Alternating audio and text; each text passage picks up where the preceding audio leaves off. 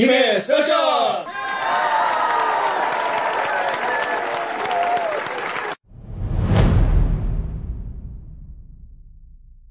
네, 안녕하십니까. 이제 김해 썰전 제6회 시작을 하겠습니다. 김해 시의원 이광희입니다. 네, 반갑습니다. 김해로 굴러 들어와서 열심히 고르고 있는 이경호입니다. 네, 안녕하세요. 숲교육 사회적 협동조합의 대표를 맡고 있는 이한준입니다. 네, 이한준 선생님 같이 오셨습니다. 오늘 아주 재밌는 방송을 하는 시간이 됐으면 좋겠습니다.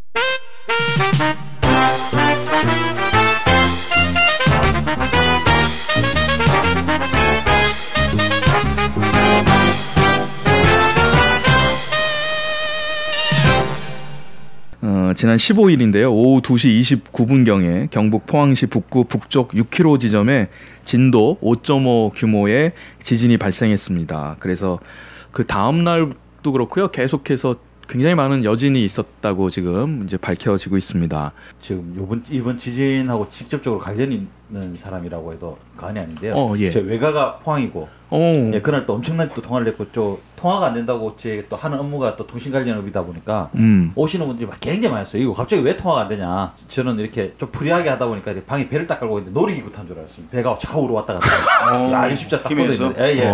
그러셨구나. 그러고 조금 있으니까 막 문의 전화가 오고 사람들이 찾아오고 이러는데 줄 섰어요, 가게 매장에. 그리고 왜 통화가 안 되냐? 그래갖고 알아보니까 이제 외가 쪽에서 지진이 나서 뭐 아파트에서 내려왔다 뭐 이런 이야기가 있었고 또 차후로는 또 우리 큰애가 요번 수험생인데 예. 그날 하루 난리가 났습니다. 아, 그렇구나. 직접 관련자네. 네, 직접. 이게 또 천재님이 완전히 네, 직접 관련자시네요. 예. 네. 그래갖고 처음엔 애들이 또 저도 이렇게 같이 네이버 내용을 봤는데 욕도 하고 난리던데 뭐 애들이 뭐 책도 다 봤나 보고 볼 것도 없는 데다가 이제 뭐 갑자기 연기됐다니까 애들이 멘붕이 와갖고 막 그랬던데 뭐 그 다음날 이 좀 사태를 보고 운동장에 애들 와갖고 수험생들 와갖고 공부하고 이런 모습을 보고 애들이 이제 조금 많이 수그러지는 것 같더라고요. 그 다음날 뭐 아침에도 지진이 왔었대요. 네. 그러니까 만약에 네. 시험 봤으면 애들이 얼마나 힘들었겠어요. 네. 그렇죠? 특히 포항 네. 지역은 아마 수험 제대로 못했을 겁니다. 네. 아, 참. 그렇게 되면 이때까지 없었던 초유의 수험 그렇죠. 중단 사태, 네, 시험 보다 갑자기 다 튀어나가고 사태가 되는 그렇게 거죠. 되지 않겠어요? 네. 이 선생님은 그날 어떻게 하셨습니까? 저는 대학원에서 수업 듣는 중에 지진이 왔어요. 원래 학생들에게 다 나가라고 이야기하잖아요. 네. 대학원 수업을 듣는 사람들이 대부분 다 어른들이고 나갈까 말까 망설이다가 결국 안 나가게 되는 거예요. 근데 안 나가길 잘했다 생각을 또 했던 게 나가는 입구 쪽에 너무 많은 사람이 몰려서 한꺼번에 이때 혼란이 있었어요. 막 넘어지기도 하고. 그렇구나. 네. 그래서 이게 참. 나가는 것도 잘 나가야지 그냥 잘못하면. 무작정 나가는 건 또 위험하겠다. 그 자리가 부산입니까? 창원입니까? 부산이었어요. 아, 부산이었군요. 부산도 부산은 좀 더 그렇구나. 가깝죠. 그렇죠. 예. 저는 그 시간에 불모산 휴게소에 되었어요. 아, 예. 차를 대고 시동을 딱 껐는데 흔들리더라고요. 아. 그러니까 저는 정확하게 느끼죠. 네, 시동 끈 네, 상태니까. 네. 그런데 그게 딱 흔들리자 그 문자가 바로 왔더라고요. 아, 예. 이번에 문자가 참 빨리 왔었죠. 이번에 진짜 진짜 빨리 빨리 왔어요. 왔어요. 예. 저도 이번에 저희 아파트 10층이거든요. 갑자기 흔들리는데 정말 어지럽더라고요. 예. 네, 정말 높은 데 어지럽고. 있으면 더 멀미 들을 안- 거예요. 예, 제 아내는 그날 후유증이 있어서 그 다음 날까지 머리 아프다고 하더라고요. 잘 겪어보지 않은 거라서 더 그 두려움도 더 그렇죠. 커진 맞아요. 것 예, 예. 같은 생각이 들어요. 우리나라 사람들이 일본에 가면 정말 놀란답니다. 수능 시험 네네네. 그 연기를 바로 발표했거든요. 그걸 보면서 그래도 인간을 존중할 줄 아는 정부구나. 그러니까 이제 그게 그 세월호하고 이렇게 비교가 되더라고요. 네네네. 네. 이제 수능 시험이라는 게 특히 좀 문제가 되는 게 예를 들어서 일부 지역에서 학생들이 시험을 못 치다. 그럼 시험은 다른 지역은 될 거 아닙니까? 네네네. 그러면 이 학생들을 어떻게 할 것인가? 그렇죠. 시험을 참 따로 치게 할 수도 문제가 없고 시험은 있죠. 다 쳐버리고 네네.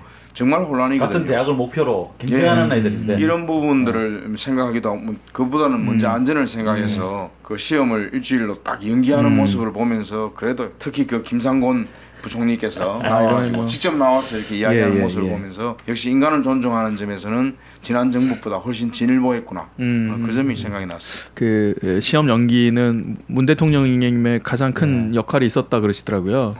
네, 그러니까 이미 시험을 보는 것을 전제로 해서 이렇게 문제들을 해결하려고 했는데 오히려 대통령님께서는 아예 그런 것이 아니라 아예 근본적인 얘기를 해버렸다고 하더라고요. 시험 도중에 누구 다치면 어떡할 거냐. 여진으로 유리창이 하나라도 깨지면은 그래서 그런 학생들이 제대로 수능을 볼 수 있겠느냐라고 하는 그 문제부터 접근을 하게 되니까 그러면 다음 주에 보면 되지. 뭐 이렇게 되는 거죠. 그게 참 잘 됐던 것 같아요. 근데 그 중단 딱 듣는 순간부터 제가 이렇게 정치에 관심이 없었을 때는 몰랐는데 관심을 갖고 난 다음부터는 딱 그 말 듣는 순간 내일 되면 두드려 맞겠구나. 여당에서 조중동? 두드려 맞겠구나.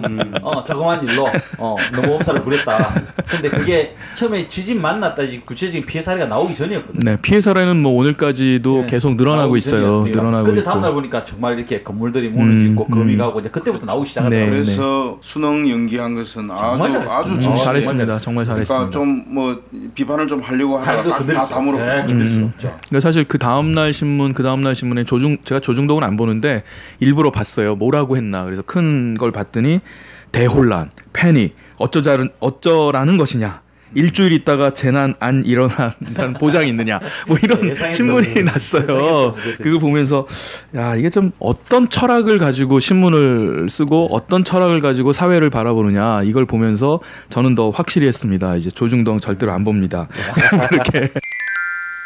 지진에 또 연관 검색으로 하나 나온 게 필로티 구조. 필로티 구조. 네네네, 맞습니다. 사실 필로티 구조의 건물들만 문제는 아닐 건데 지금 그냥 필로티 구조여서 그런 것처럼 포장되고 있는 것도 좀 있는 것 같아요. 그렇죠. 그러니까 우리는 전반적으로 지진에 대비는 잘 안 돼 있는 건물들 아닙니까? 그렇죠. 더군다나 뿐만이 아니라 모든 건물이 지진 대비가 안 돼 있죠. 네, 또 정치나 뭐 이런 사회 문제에 대해서 잘 모르셨던 분들하고 같이 얘기를 하시는데 한 50대 후반의 여자분들이 이번에 지진이 났을 때 제일 걱정됐던 건 원전이었대요. 원전 안전한가? 경상북도부터 이 바다를 뺑 돌아서 전라북도까지 있습니다. 그렇죠. 소위 삼남지방에 해안가에 다 원전이 있거든요.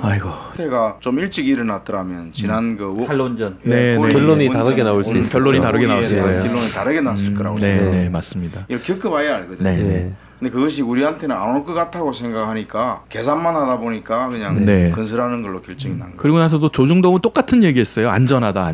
뭐 몇 배가 안전하다. 뭐 이런 식인데 저는 그건 뭐 그냥 하는 말인 것 같고. 유여해라고 이름도 좀 어렵죠. 이분 얘기 때문에 지금 말이 많네요. 국회의원입니까? 그 사람이? 아니야, 최고위원입니다. 국회의원은 아니고 자유한국당의 최고위원.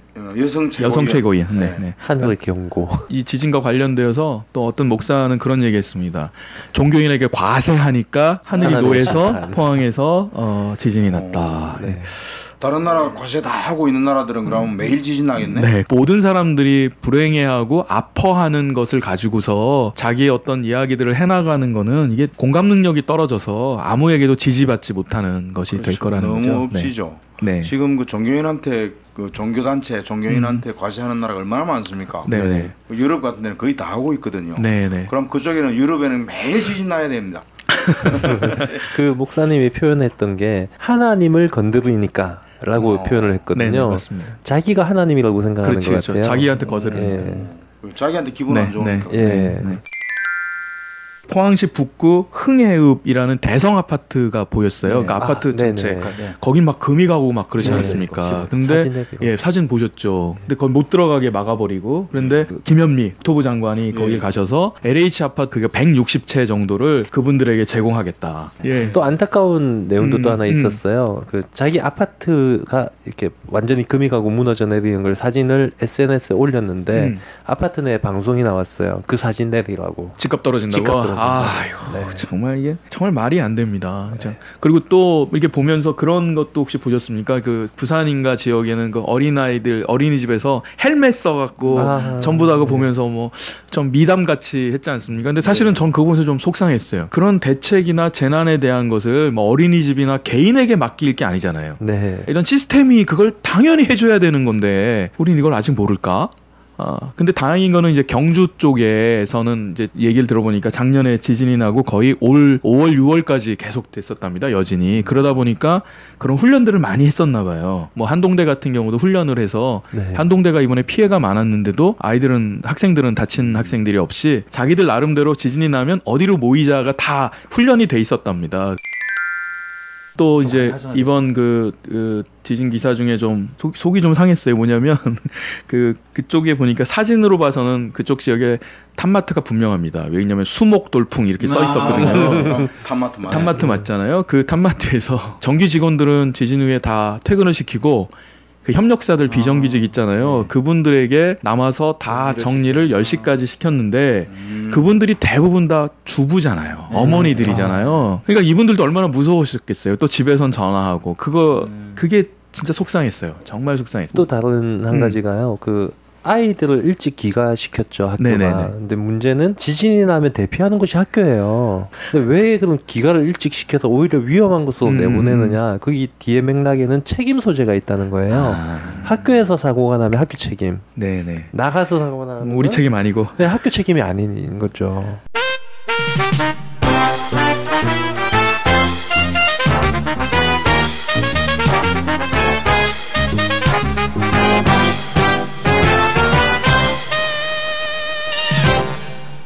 세월호 미수습자 가족이 목포 신항을 떠났어요. 지난 우리 2014년 4월 16일 잊을 수가 없는 날 아닙니까? 그날 세월호 참사가 발생하고 오늘 떠나셨으니까 1313일 거기에 이제 미수습자 가족들이 계셨었어요. 그래 토요일 날 오전 9시에 목포 신항에서 합동 연결식을 치르고 연결식이 끝나서 안산하고 서울로 이동해서 3일간의 장례식을 지금 치르고 있는 상황이거든요. 기타를 잘 치고 음악 재능이 뛰어났던 남현철 군, 만능 스포츠맨으로 통했던 박영인 군, 학생들에게 구명조끼를 벗어주고 다시 배 안으로 들어갔던 양성진 선생님, 새로운 삶을 위해 두려움 반, 설렘 반으로 제주도로 항했을 곽재건, 권혁규 부자.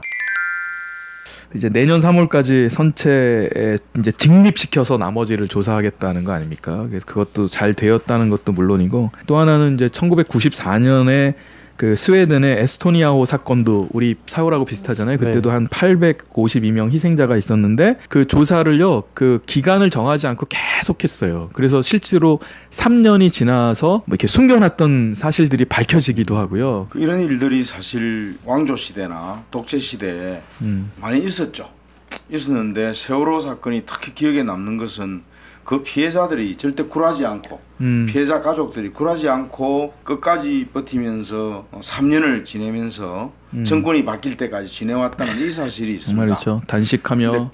그때 그 안산 지역의 노동자들이 말하는데 네네. 안산 지역의 노동자들이 그렇게 했다는 것은 우리나라 민주화 운동의 한 결실이 아닐까.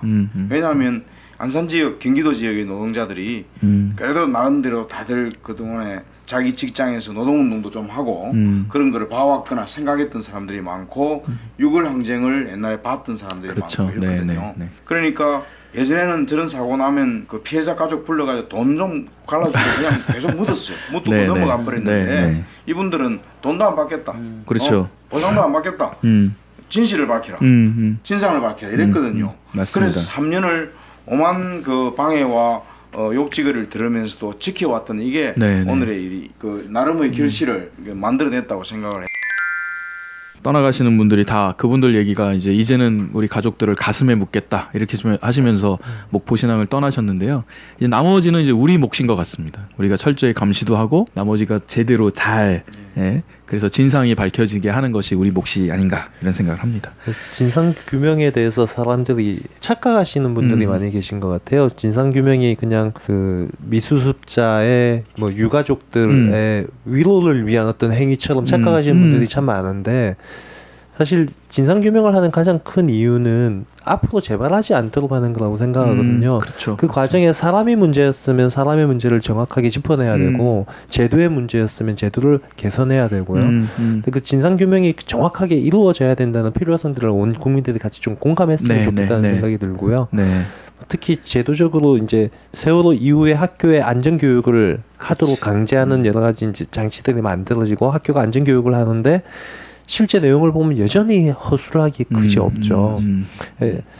제가 학교 운영위원회 하면서 이제 그 내용을 한번 짚은 적이 있었는데 학교에서는 또 정해져 있는 교육 과정을 하려면 이 안전교육이 들어올 틈이 없는 거예요. 그러다 보니까 기존의 교육 과정 안에 통합해서 이루어지는 형태로 만드는데 이를테면 이제 자연 시간에 다람쥐의 생태를 이야기하면서 갑자기 뜬금없는 화재 교육이 거기에 같이 엮여 있는 형태로 교육 과정이 짜져 있어요. 형식적인. 예, 형식적인 거죠.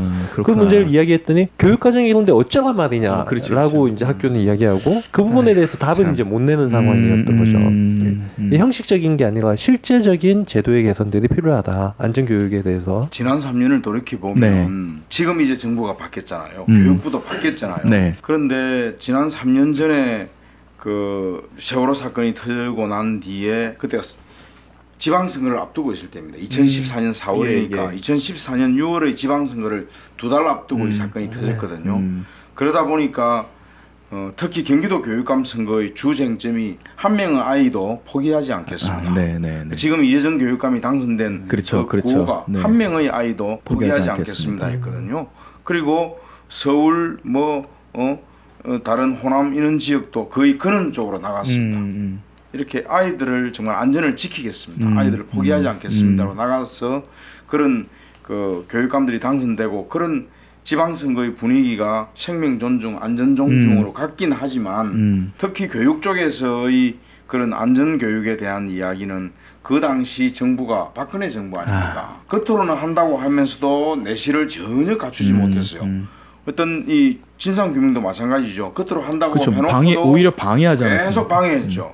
저는 안전교육 그리고 진상규명 이제부터라고 생각합니다. 이 네, 정부가 그렇죠. 자기가 책임이 없어야죠. 네, 네. 자기가 책임이 있으면 계속 숨기려고 하는데 네. 자기 책임이 없는 이 정부가 진상도 밝히고 안전교육도 내용을 다시 짜서 학교에 내려줘야 될 것 같아요. 그래서 이제부터다. 그 안전교육에 대한 방향성을 한번 고민할 필요가 있어요. 독일 같은 경우에 생활 중심이라는 교육의 철학들이 자리 잡아 있는데 이게 이를테면 독일의 교통교육은 교통안전체험관에서 이루어지는 게 아니라 현장 도로에서 이루어지거든요. 수상안전교육이 수영장이 아니라 바다에서 이루어지는 거죠.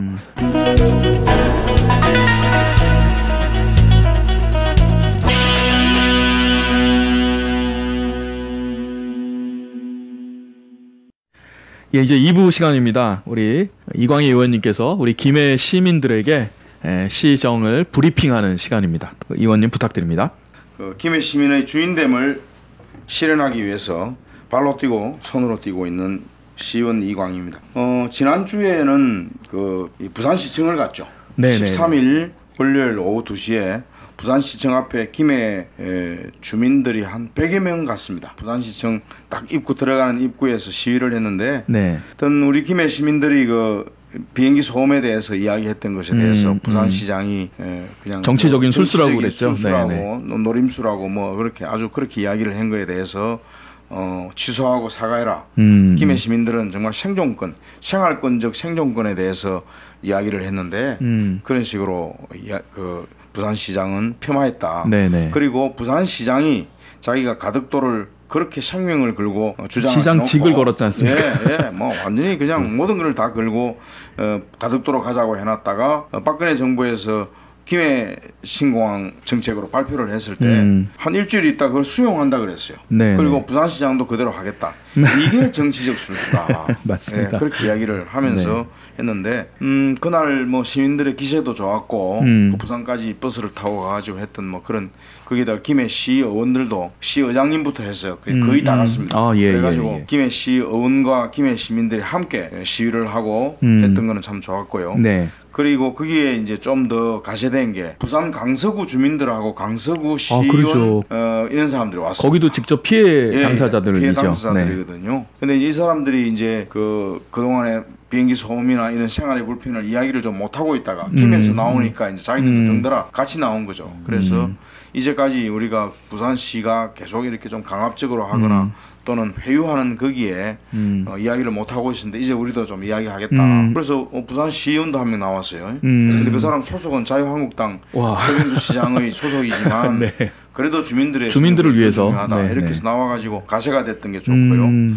그리고 이제 마치고 나오니까 그 다음날 좋은 소식이 하나 있었던 게 네. 김해 지역에 자생 청년회가 있습니다. 지역마다 이제 동네별로 있죠. 네, 있습니다. 면별로 이제 청년회가 오랫동안 뭐 청년회 모으기도 하고요. 뭐 그렇습니다. 활동을 해왔던 사람들이 청년회가 있거든요. 네. 근데 이 사람들이 대체로는 그냥 동에서나 면에서 이렇게 활동하는데 그 보국대 역할을 많이 해왔습니다. 그냥 예. 가서 뭐 일해주고 네, 뭐 네, 동원 네, 해주고 네. 이렇게 된 사람들인데 이번에 이 공항 반대에 참여를 하겠다고 그러니까 김해 각 지역의 자생 청년회가 다 이 신공항 김해 신공항 건설 반대에 조직적으로 결합을 하겠다고 해요. 그렇군요. 그런 점 참 잘 됐고요. 저는 그 해병 전우회들이 다 가세하셨으면 좋겠어요.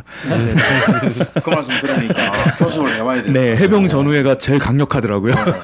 따지면 새마을 분야에 네, 맞습니다. 뭐 빠르게 살기라든지 네. 이런 사람들이 제대로 이런데 가입을 해서 맞습니다. 그냥 관변단체처럼 그런 게 아니라 우리 삶의 지역사회에서 우리의 지금 생존권의 문제거든요. 이게 그냥 오죽하면 어떤 분은 공무원한테 우리 집에서 살아봐라. 네, 우리 집에서 몇 시간만 좀 살아봐라. 내가 수당을 줄 테니까 제발 좀 있어봐라.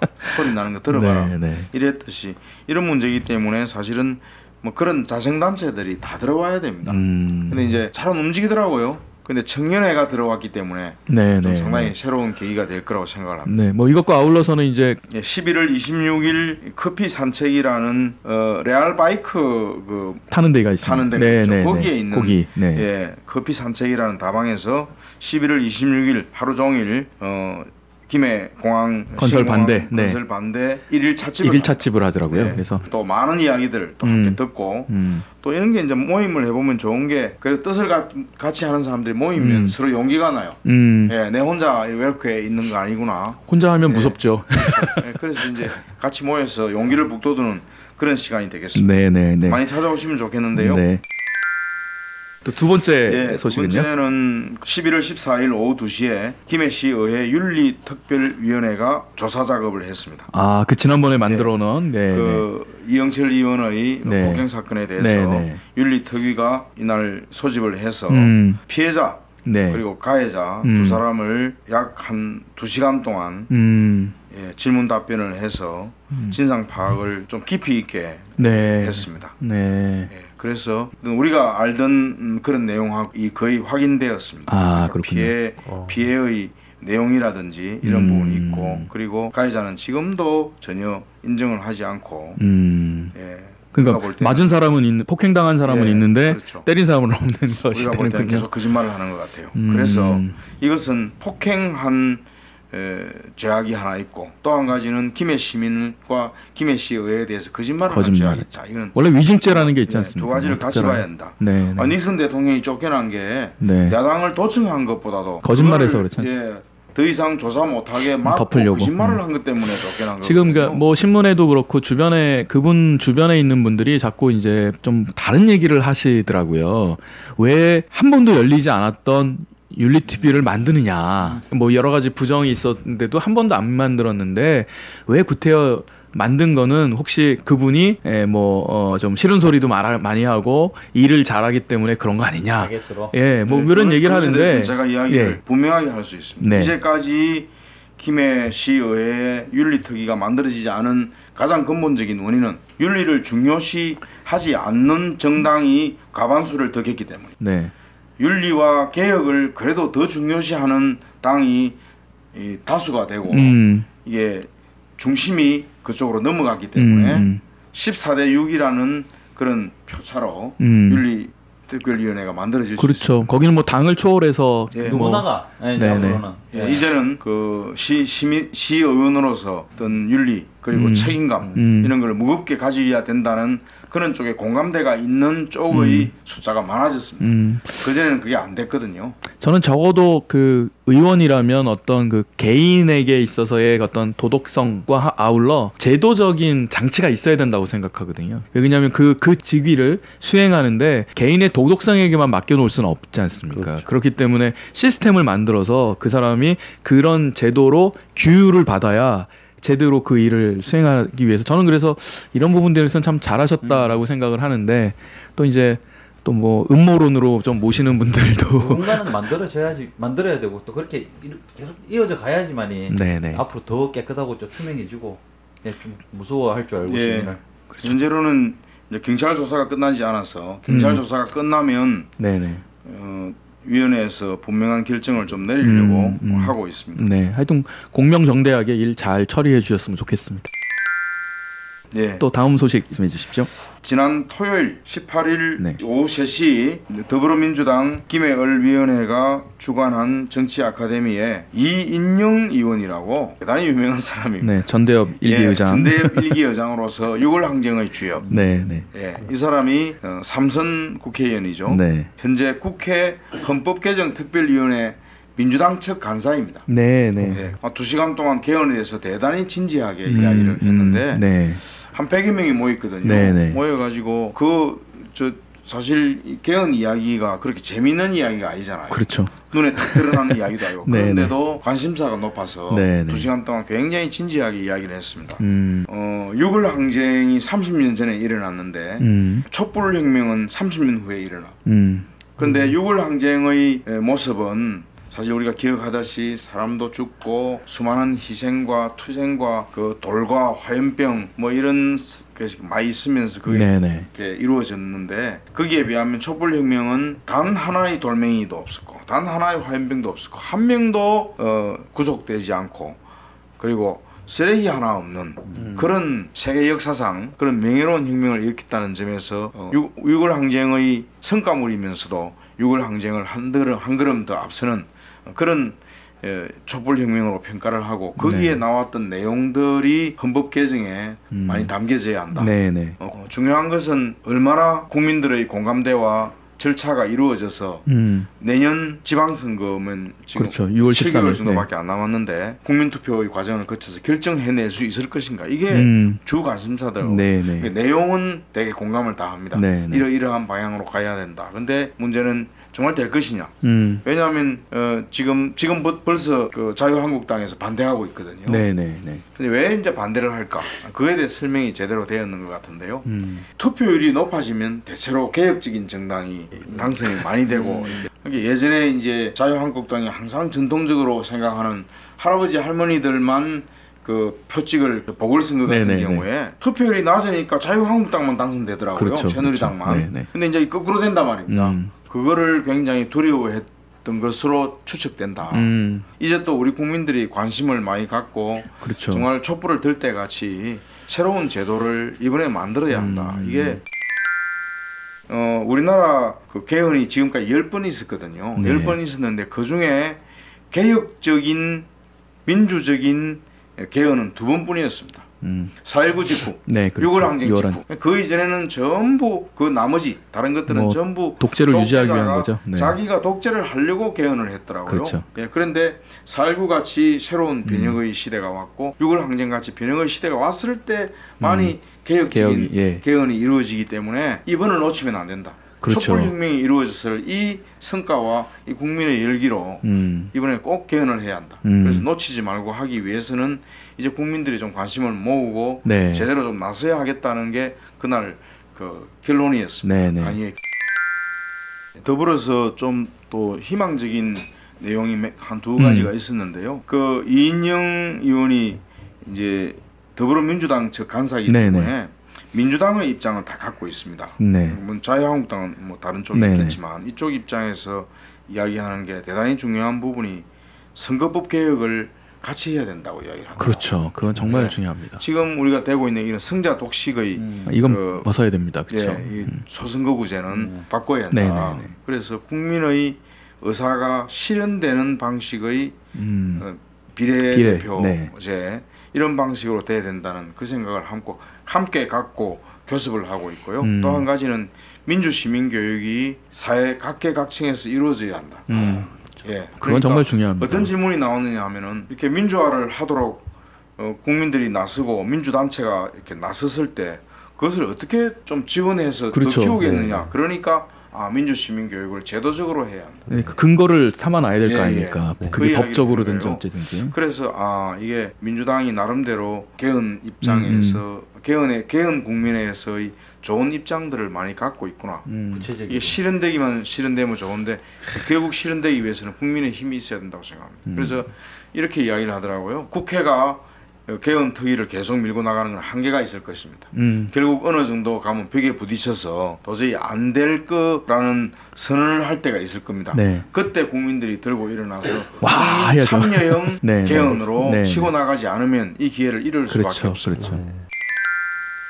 개헌 특위의 자문위원회가 또 있지 않습니까? 그래서 뭐 각 분과위원회처럼 있는데 거기에서 17일 날 정부 형태를 할 때 그분들이 말했던 거는 4년 중임제보다는 혼합정부제에 더 무게를 둔다. 그런데 거기다 하나 더 말씀하시는 게 있더라고요. 뭐냐면 이 정부 형태의 논의를 공론화위원회를 만들어서 공론화위원회를 만들어서 지난번에 우리 신고리 569기 한 것처럼 이 정부의 형태의 문제도 공론화위원회를 만들어서 건의하는 것으로 하자라는 것을 같이 건의를 했더라고요. 그래서 그것도 참 나쁘진 않은 것 같습니다. 그렇죠? 말씀드리고 싶었던 게 그겁니까? 네, 그렇죠. 네. 공론화위원회 방식, 이 방식이 우리 사회에 던진 의미가 크거든요. 네.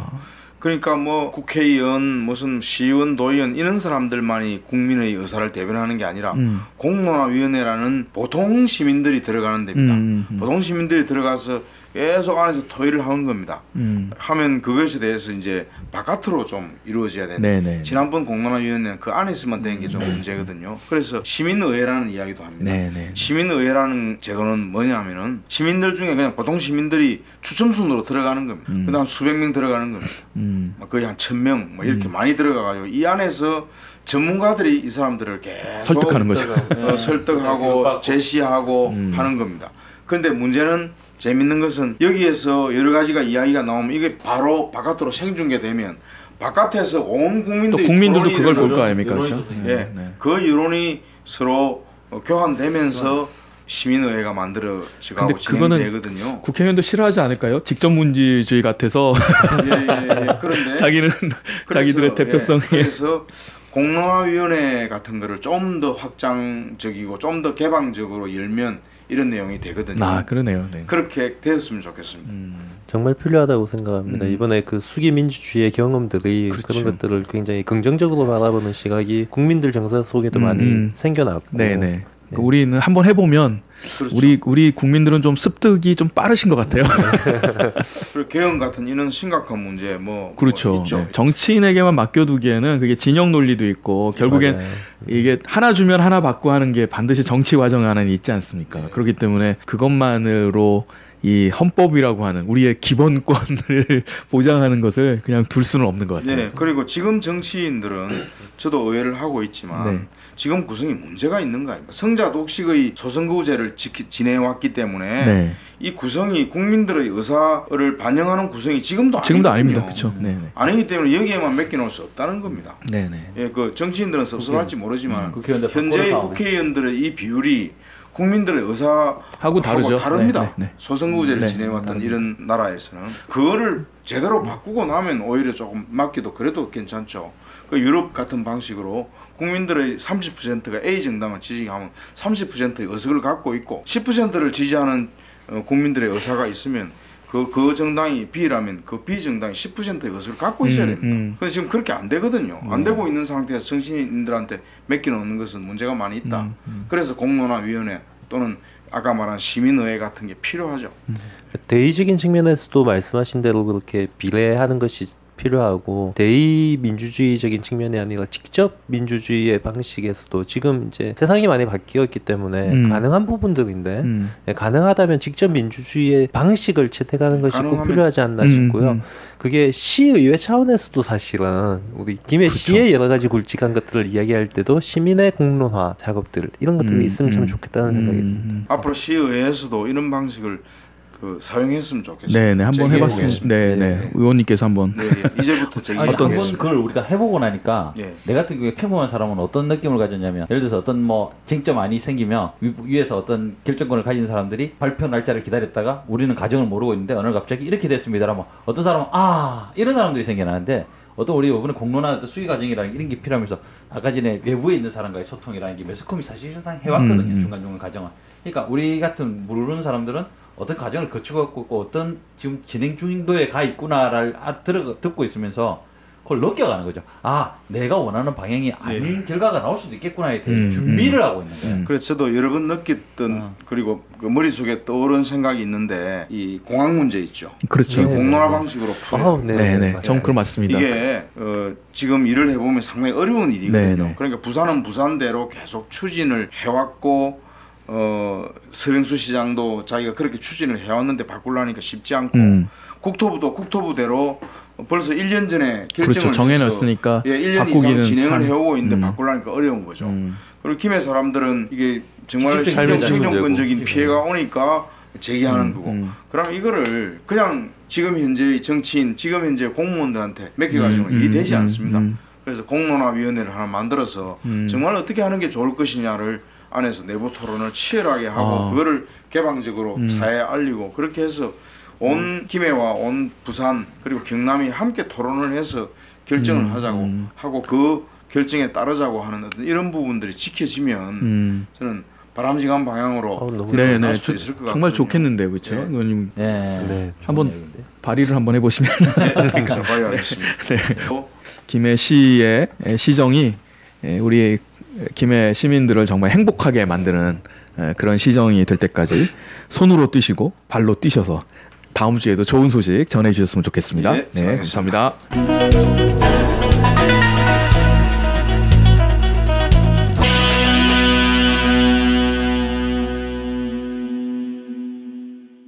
우리 이 선생님은 그 교육에 이렇게 관심을 갖게 된 게 언제부터 아니면 무슨 계기가 있어서 그렇습니까? 원래는 이제 저는 음악 전공인데 네네. 교육과 관련된 건 이제 집이 원래 유치원을 운영하던 집이에요. 아, 예. 저희 어머니께서 저보고 이제 아들 3명, 딸 하나가 있는데 네. 여동생이 있는데요. 제가 아들 중에 막내고 오. 저보고 꼭 유아교육을 좀 하라고 그렇게 말씀하시는데 저는 별로 와닿지가 않았었거든요. 네네네.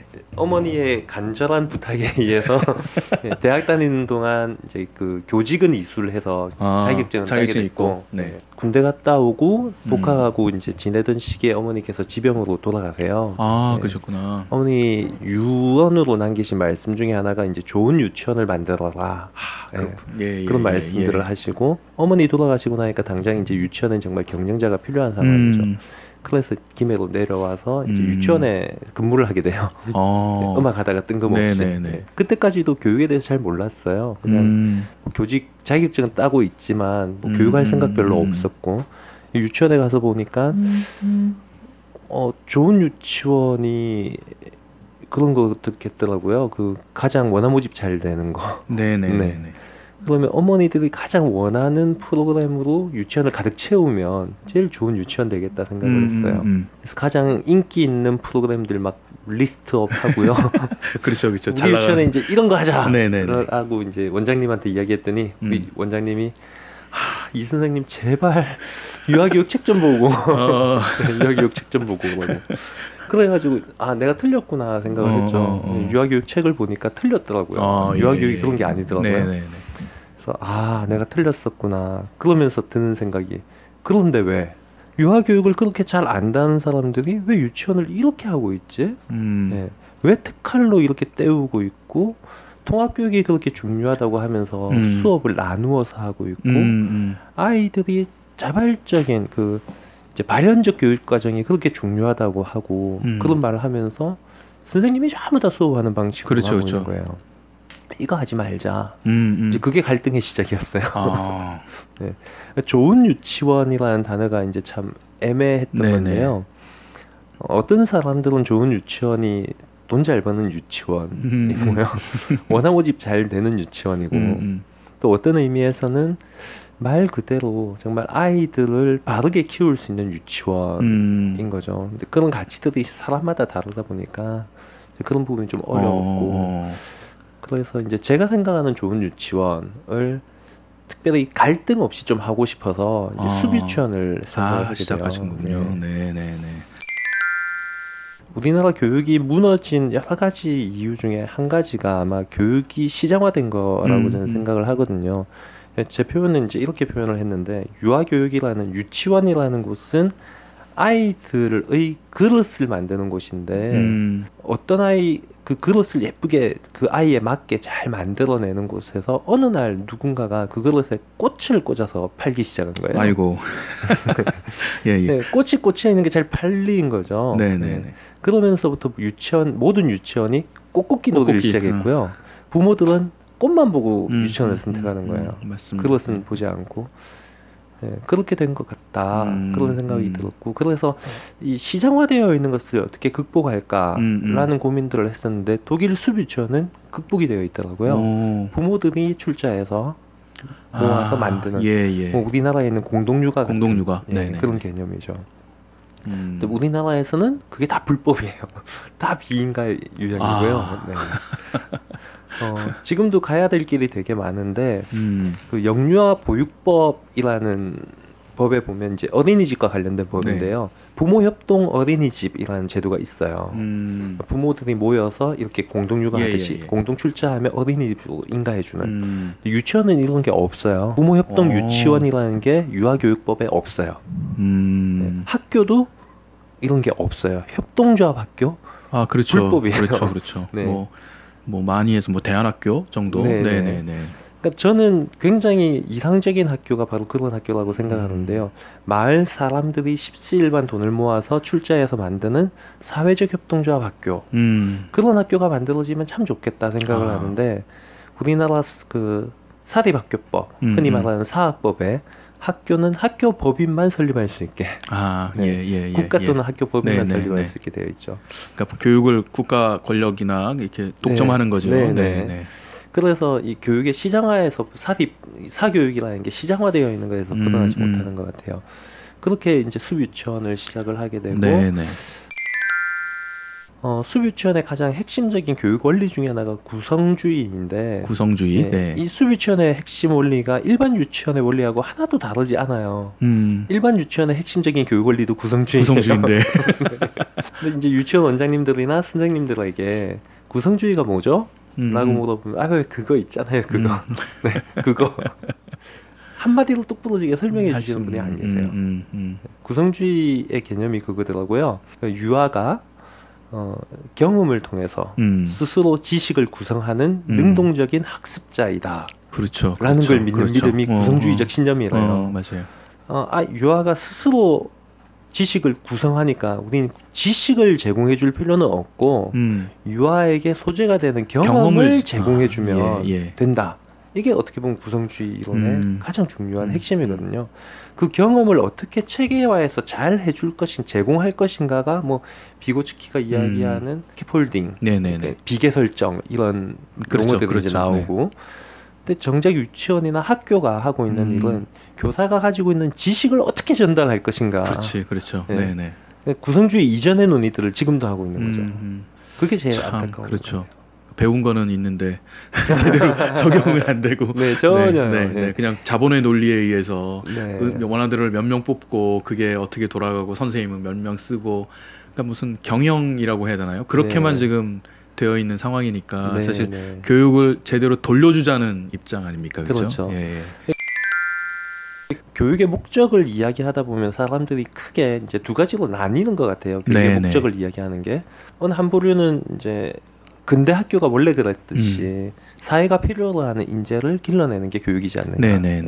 사회화라고 이야기하는. 그렇죠. 굉장히 중요할 수 있다고 생각해요. 근데 이제 그게 극단적으로 치우치니까 문제가 되는 거고요. 반대적인 측면은 굉장히 개인적인 측면에서 개인이 타고난 자질과 능력을 바탕으로 어떻게 보면 개인의 능력을 개발하고 결국 행복을 추구할 수 있도록, 행복을 찾을 수 있도록 도와주는 거, 그게 교육이다 라고 본다면, 우리 사회의 교육은 오로지 사회화가 목적이고, 조금 더 그 커플 한 커플을 벗기고 보면 서열화되는 데서 경쟁에서 이기는 거, 그것만이 목적이 되어 있어서 그 안에 개인이 완전히 말살되고, 그 안에는 학생 개인, 뭐 교사 개인 이런 것들이 아예 있을 수 없는 슬픈 현실입니다. 그렇죠. 수능도 뭐 지난주에 연기됐긴 했지만 그러니까 수능이 연기된 학생들이 그러니까 사실 포항에 있는 학생들이 불이익을 당하고 불공평한 상황이 되니까 그럼에도 불구하고 막 화가 난대잖아요. 그렇죠. 그러면서 그 모습을 이렇게 들여다보면서 야 우리가 애들을 잘못 학습했구나 이런 네. 생각 많이 들더라고요. 그러니까 네. 배려하지 못하고 동등한 기회를 같이 가져가는 것에 대한 오히려 막 뭐 상업적으로는 뭐 일주일치 무슨 뭐랍니까 특강? 네. 예, 막 수없이 많은 돈을 들여서 그 사이에 그렇죠. 또 네. 그거 보면서 와 정말 대단하다. 이게 교육이라는 걸 어떤 목적 지향적으로 보는 게 아니라 그것이 이제 교육이 수단이 돼서 돈을 버는 수단으로 자꾸 가는 것 같으니까 그렇죠. 지금 하시는 운동은 굉장히 의미가 네. 저는 있는 것 같아요. 그래서 우리 김해에 공립대안학교가 설립된다는 말씀을 들었어요. 네, 또 거기에 네. 또 중요한 역할을 하셨다는 말씀도 들었는데 그냥 실무자로 참여하고 있고요. 그게 중요한 역할이죠. 네. 그래서 그 얘기도 좀 해주셨으면 좋겠어요. 어떻게 시작이 됐고 과정은 어떻고 그 얘기를 좀 나눠주셨으면 좋겠어요. 일단 그 공립대안학교라는 개념부터 음. 이야기가 시작이 되어야 될 것 같은데 원래 우리가 생각하는 대안학교는 사립대안학교죠. 그죠. 일반적으로 다 우리 예. 아는 뭐 간디학교나 그렇죠. 뭐 이런 것들이 다 예, 사립이죠. 이유학교도 이유학교. 그렇고요. 그렇죠. 예. 그 사립대안학교들이 아마 대안이라는 용어를 쓴 것은 공교육에 대한 대안이었을 거예요. 그렇죠. 예, 공교육이 지금 우리 아이들 무너졌다. 행복하게 보니 그죠. 보내주고 네, 네. 무너졌다고 보니까 대안적인 흐름을 만들어놨는데 사립대안학교에 문제들이 있는 거죠. 약점들이 결국 그 제도에 의해서 보호받지 못하니까 학비가 비싸질 수밖에 없고 또 몇몇 사립학교들 같은 경우는 교육의 질의 문제라든지 질이 또 떨어질 수 있겠죠. 예, 네. 그 올바른 교육자인가 뭐 이런 문제들도 생기고요. 그러다 보니까 대안학교라는 것 자체를 이제 공교육 차원에서 좀 들여다보게 된 것 같아요. 사립이 해왔던 좋은 대안교육의 흐름들을 공립이 보장해주면 좋겠다. 그러면 학비의 문제라든지 그치, 이런 걸 해소해 예. 줄 수 있으니까요. 그렇게 만들어진 게 이제 공립대안학교인데 네네. 안타까운 것은 교육부가 공립대안학교를 만들면서 빠지지 않는 게 학교 밖 학생, 학교 부적응 학생이에요. 왜 꼭 그래야 되죠? 네. 교육부에서는 이를테면 학교 안 자기들이 말하는 네네네. 학교 적응하고 있는 학생은 문제가 없는 거죠. 걔들은 굳이 대안학교라는 게 필요가 없고요. 학교에 적응하지 못하는 학생들이 점점 많아지고 있고 그 아이들의 그렇죠. 문제가 이제는 심각해지니까 네네. 어떻게 이들에게 뭐 대안을 찾아줄까 고민하다가 아마 공립대안학교를 만든 것 같아요. 예. 특히나 이제 기숙형 학교로 기숙으로요. 만들어지고요. 네네네. 경남은 그런 의미에서 공립대안학교에 굉장히 앞장서 나가는 지자체거든요. 가장 유명한 태봉고등학교, 태봉고등학교 있죠. 또 최초의 기숙형 공립중학교라고 하는 꿈키움 중학교 네네. 이런 학교들이 경남에 다 경남에 속해 있고요. 있으니까. 네. 이렇게 공립대안학교를 만들어 보니까 문제가 생기는 게 이제 아까 그 학교 부적응 학생 문제예요. 그 비율이 너무 높아지고 이 낙인이 찍히기 시작하는데 그렇죠. 결국 공립대안학교가 사립대안학교를 조금 더 닮아갈 수 있는 방법이 없을까 고민하다가 나온 게 아마 민간 위탁형인 것 같아요. 그래서 교육부가 2016년도에 민간 위탁형 공립대안학교에 대한 공모를 내요. 전국에 5개를 만들겠다. 아마 시범 사업적인 의미가 있다고 생각이 들어요. 또 그러니까 지자체에 있는 교육청을 대상으로 공모를 내고 교육청에서 민간 위탁 운영자를 따로 뽑아가지고 이제 민간 위탁 운영자와 교육청이 함께 서류를 작성해서 교육부에 공모하는 형태로 이루어졌거든요. 다른 지역은 이야기를 들어보면 특정한 한 개인 그러니까 특히 이제 교장 선생님이 되실 분이 교육청과 손을 잡고 학교를 준비한 걸로 이야기가 되고 있어요. 김해에는 그런 뭐 주목받는 대안교육자가 있지 않았던 것도 있고요. 또 이번에 모인 사람들의 생각이 그런 한 명 어떻게 보면 스타에 의해서 만들어지는 학교가 아니라 정말 지역이 이 학교를 품어내는 지금 흔히 이제 유행하는 마을 교육 공동체라는 생각들로 이 학교를 만들어 보자라고 처음에 모여서 이제 뜻을 모았어요. 정말 잘 됐네요. 시작 자체는. 그래서 한 4명, 5명이 모여서 처음에 논의를 하다가 지역에 있는 시민단체도 넣고 네네. 지역에 있는 대학도 넣고 예, 뜻이 있는 사람들을 계속 이제 네네. 모으기 시작한 거죠. 다만 아쉬웠던 것은 이 공모 기간이 정해져 있다 보니까 아주 폭넓게 모으지 못하고 또 공모에서 선정되기 위해서 꼭 필요한 분들은 그렇죠, 그렇죠. 예, 약간은 좀 정치적일 수도 네네, 있고 네네. 이런 분들도 이제 모으고 그렇죠. 예, 영향력이 좀 합쳐서. 있어야 할 수 그렇죠. 있으니까요. 네. 네네. 그렇게 해서 준비하고 그러니까 전국에서 이렇게 이 대한학교 때문에 단체가 만들어진 것은 김해가 유일해요. 야, 근데 이게 좋게 보면 정말 지역 전체가 나서서 으쌰으쌰 했다는 게 정말 좋게 보이는데 교육청이나 교육부 입장에서는 아 이거 학교 따려고 너무 의도적인 뭔가를 한 거 아니야? 이렇게 보기도 볼 수도 하고요. 있겠죠. 네. 그래서 끊임없이 학교에 대한 전문성을 가지고 있느냐 그거에 대한 게, 질문을 계속 네, 하겠네요. 그렇죠. 네.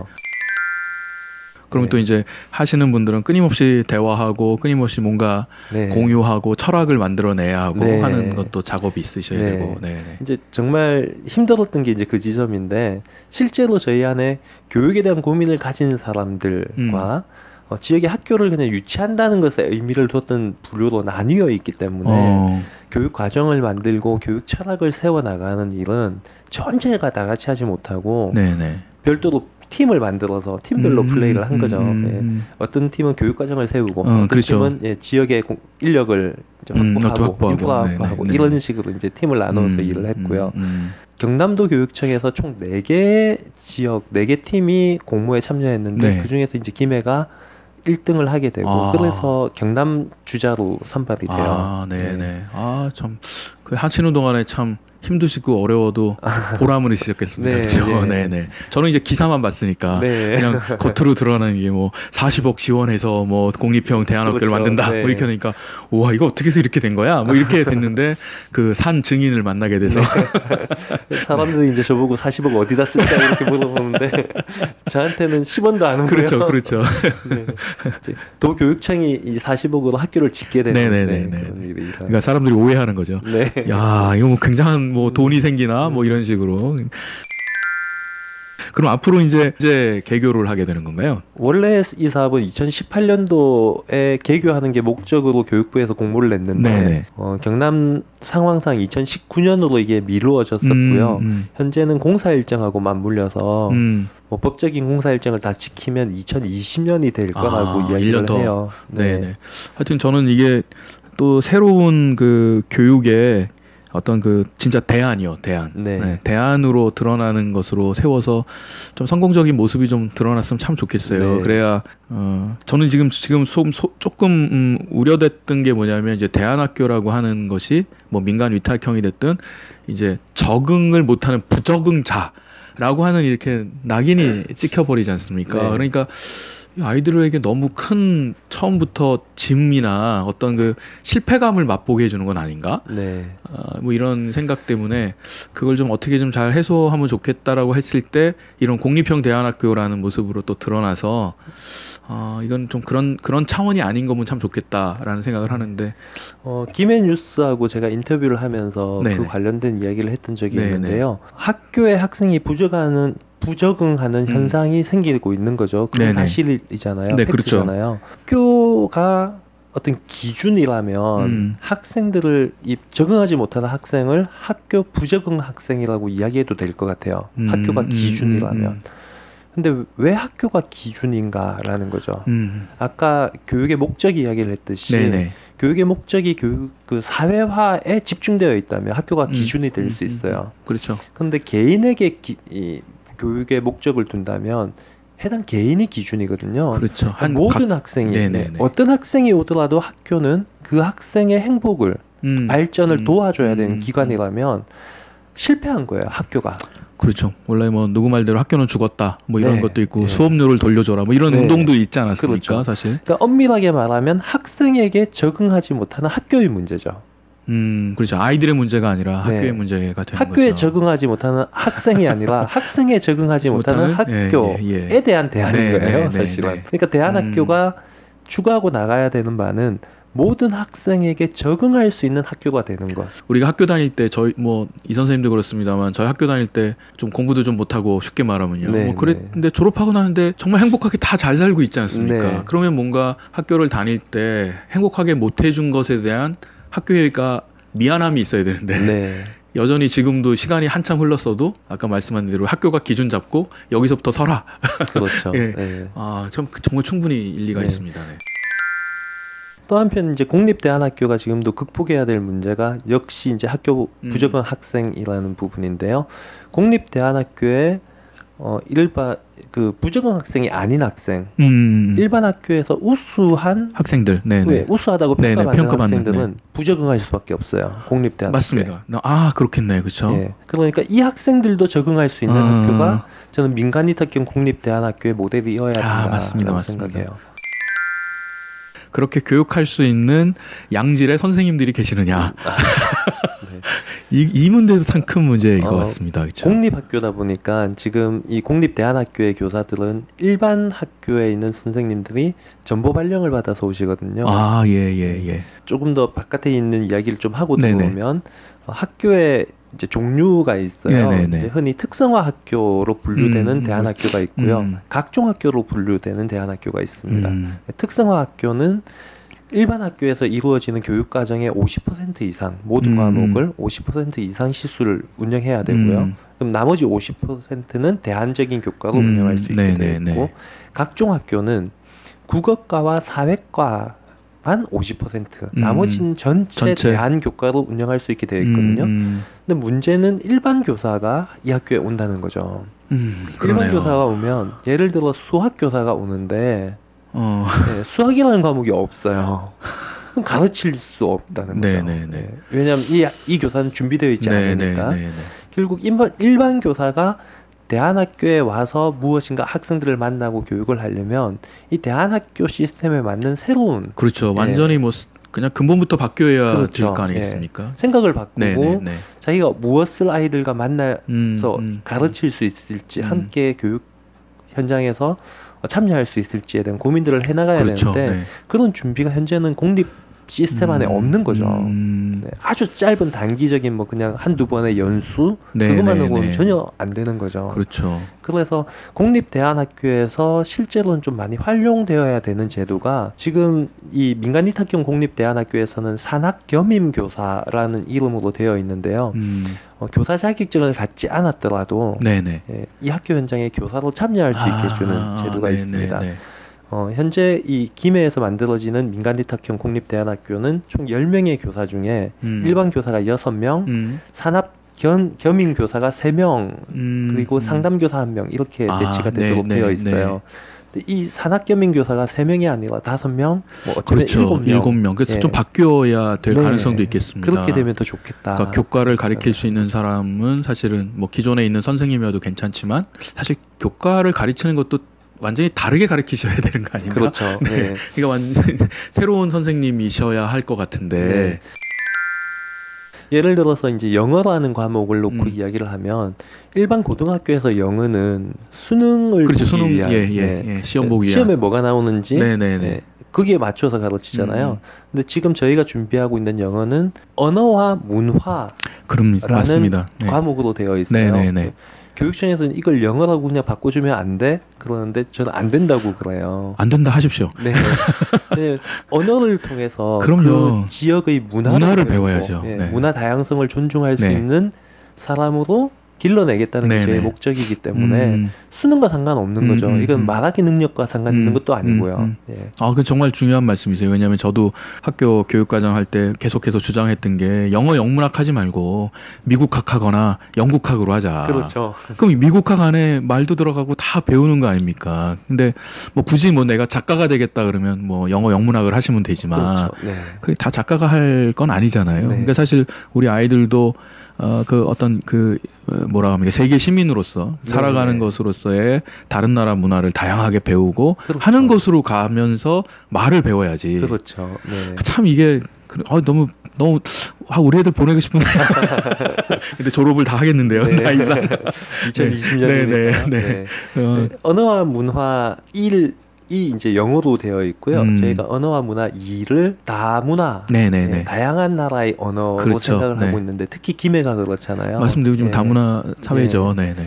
특히 지역 내에 이제 아시아권 사람들이 많이 들어와 있고 그들과 함께 어울려 살려면 그들의 언어를 통해서 그들의 문화를 이해하는 것. 그래서 우리 사회에 동화되어지길 바라는 게 아니라 공존하는 것을 인정하는 것. 그렇죠. 네네. 그런 어떤 생각을 공유할 수 있도록 길러내야 된다고 생각하거든요. 이 대안학교가 만약 교육을 잘 한다면 김해 다문화와 관련된 여러 가지 사회 문제들도 아주 긍정적으로 해소해 나갈 수 있지 않을까. 진짜. 그런 생각을 하는 거죠. 정말 좋네요. 이 김해 국립대안학교가 세우는 것에 대해서 좀 우리가 관심도 좀 가져야 될 거라는 생각을 합니다. 그래서 지원도 하고 또 그것이 뭐라고 하죠? 그러니까 관에 너무 과도한 간섭이나 이런 것들을 우리 시민들이 좀 견제할 수 있도록 그렇게도 좀 하고 그래서 교육이 정말 교육 같은 말 그대로의 그런 교육이 됐으면 참 좋겠다고 생각을 하는데요. 저는 이 민간위탁형 공립대안학교를 운영하는 이 사업에 처음에 참여했던 이 준비했던 사람들만이 아니라 나중에라도 누구라도 같이 들어와서 사단법인이든 어떤 법인체로 형성이 된다면 만들어진다면 이 안에 회원으로 들어와서 같이 목소리 내고 참여해 주시면 나중에 교육부의 사업이 아니더라도 우리 지역에서 꼭 필요한 학교는 우리 지역에서 바로 만들어낼 수 있지 않을까 생각을 해요. 맞습니다. 마을 교육 공동체라는 말씀이 정말 이제 추구해야 될 방향성이 전 바로 거기에 있다고 생각하는데요. 마을에 학교가 있다라는 의미는 우리 마을의 다음 세대를 이 학교에서 길러낸다라는 의미거든요.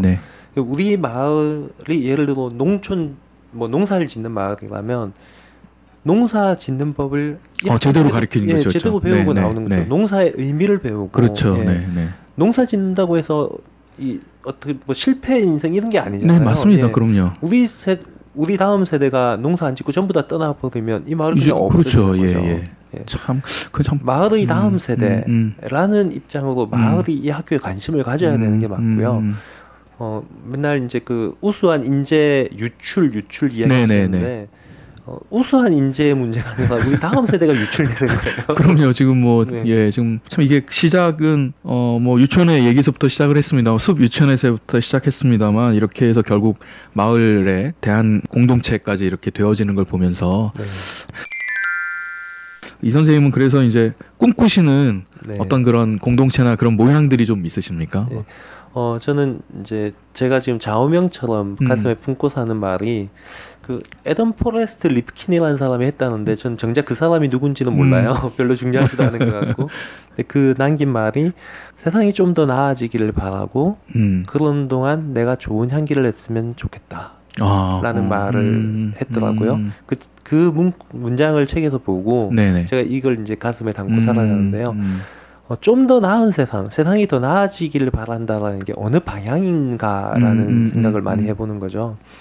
저는 그게 이제 세 가지의 그 방향성을 가지고 있거든요. 하나가 민주주의예요. 그 중요성에 대해서 굳이 더 그거에 대해서 우리가 지금 촛불부터 되었기 때문에 민주주의가 정말 생활 속에 있어서 삶의 민주주의가 되어야죠. 두 번째가 인권. 인권. 우리가 정말 부족한 것. 얼마 전에 토론회 현장에서 청소년 인권 문제를 이야기하면서 울부짖더라고요. 자기들이 아직도 인간적인 대우를 받지 못하고 살고 있다고. 청소년들이 여전히 자기들의 삶의 문제에 주도권을 갖지 못하고 인간적으로 살지 못하고 있다는 이야기를 하고 있는 거죠. 청소년도 인간적인 대접을 받아야죠. 너희는 아직 몰라. 너희가 더 커야 돼. 너희는 준비해서 이건 아니지 않습니까? 그렇죠? 세 번째가 이제 개인주의와 자본주의를 극복한 공동체주의인데요. 우리가 지극히 개인적인 입장에서만 이야기를 하더라도 내 개인의 행복이 극대화되기 위해서는 옆에 사람의 이웃이 있어야 됩니다. 누가 있어야 됩니다. 아주 개인주의적인 측면에서 봐도 결국 공동체주의로 흐를 수밖에 없다고 저는 생각을 해요. 아이들에게 함께 살아가는 것이 왜 소중한지, 왜 그렇게 해야 되는지, 왜 네가 행복하지 않으면 내가 행복할 수 없다는 그 아프리카의 우분투죠. 그 정신들이 우리 아이들에게 같이 이렇게 심어졌으면 좋겠다. 그렇군요. 저는 이제 그게 제가 생각하는 좀 더 나은 세상이고요. 그 나은 세상으로 가기 위한 어떤 향기 내는 일이라면 제가 하겠다라는 생각을 가지고 있는데 이제 아까 그 공동체의 어떤 네네. 비전이나 모습을 말씀하셨는데요. 지금 교육청과 관련돼서 일을 하면 항상 교육 공동체라는 이야기를 해요. 또 사회적 경제 영역에서는 경제 공동체라는 이야기하고요. 네. 도시 재생에서는 마을 공동체라는 용어를 쓰고요. 문화 관련되면 이제 문화 공동체라고 이야기를 합니다. 뭐 어떤 분야에서든 공동체라는 용어는 쓰고 있는데 진짜 공동체는 없어요, 그 안에. 원래 하나의 공동체가 있는 거고요. 네. 그 안에서 먹고 사는 문제 이야기할 때 경제 얘기가 되는 거고. 네. 네. 우리 아이 어떻게 키우지? 그럼 그게 교육인 거죠. 네. 우리의 삶의 질을 논하면 문화라는 영역으로 나타나는 네네. 건데요. 그냥 부서에서 사업으로 문화 공동체라는 걸 딱 만들어서 쪼개고 사람을 모아요. 그 공동체 아니에요. 그렇죠. 문화 사업단이죠. 그건 아무것도 아니죠. 네. 사실은 그냥. 또 교육 사업단을 모으고 있고요. 예, 거기에다가 공동체라는 이름 붙이는 게 너무 서글픈 그렇죠. 거죠. 그렇죠. 네. 그러니까 공동체를 바깥에서 만들 수 있다라고 착각하는 거죠. 그렇죠. 예, 예. 이미 공동체는 어떤 의미에서 형성돼 있는 것일 수도 있고 그렇죠. 우리의 삶일 수도 있고 그것을 어떻게 엮어갈 거냐에 대한 고민 없이 네. 그냥 이게 참 어려운 얘기 중에 하나입니다만 네. 그렇죠. 그 관점을 바꾼다는 게 맞습니다. 네네. 그래서 삶을 공유하는 공동체를 형성하고 그 공동체가 교육 문제를 교육청과 논의하고요. 네네네. 네. 마을의 외관을 어떻게 가꿀지를 도시재생과 함께 손잡고 논의해 나가고 먹고 사는 문제를 좀 더 공동체적으로 만들기 위해서 사회적 경제를 이야기하고 예. 우리 아이들을 어떻게 행복하게 키울까를 교육으로 그렇죠, 풀어내는 그렇죠. 그런 모습의 공동체였으면 좋겠다. 예. 삶의 모든 영역을 함께하는 공동체였으면 좋겠다. 그런 생각하고 있습니다. 예, 저도 막 꿈꾸게 되네요. 이한준 선생님 모시고서 교육 이야기 특별히 하시고 오셨던 이야기하고 공립대안학교에 대한 이야기 또 꿈꾸고 계시는 공동체의 모습에 대해서 좀 이야기를 나눴습니다. 또 앞으로 우리 선생님 더 초대해서 더 깊은 얘기도 듣고 싶고 또 네네. 오늘 말고 우리 학부형들도 되게 궁금해할 게 많을 것 같아요. 네. 그래서 우리 다음번에는 시간 한번 더 내주셔서 네. 그때는 학부형들 잔뜩 데리고 올 테니까 유치원부터 네, 각급에 그래서 지금 그때는 아마 질문을 받으시고 예. 그렇게 한번 그런 시간을 좀 더 가졌으면 예, 같이 좋겠습니다. 많이 이야기를 나누면 네네네, 그랬으면 좋겠습니다. 저도 성장하고 네네네. 부모님들도 생각을 또 한번 그렇죠, 다시 그렇죠. 네네. 네네네. 그래서 그때는 또 어떻게 참여할지를 좀 더 구체적으로 말씀해 주시고 그렇게 했으면 좋겠습니다. 오늘도 긴 시간 같이 이야기 나눠주셔서 고맙습니다. 네, 고맙습니다. 네.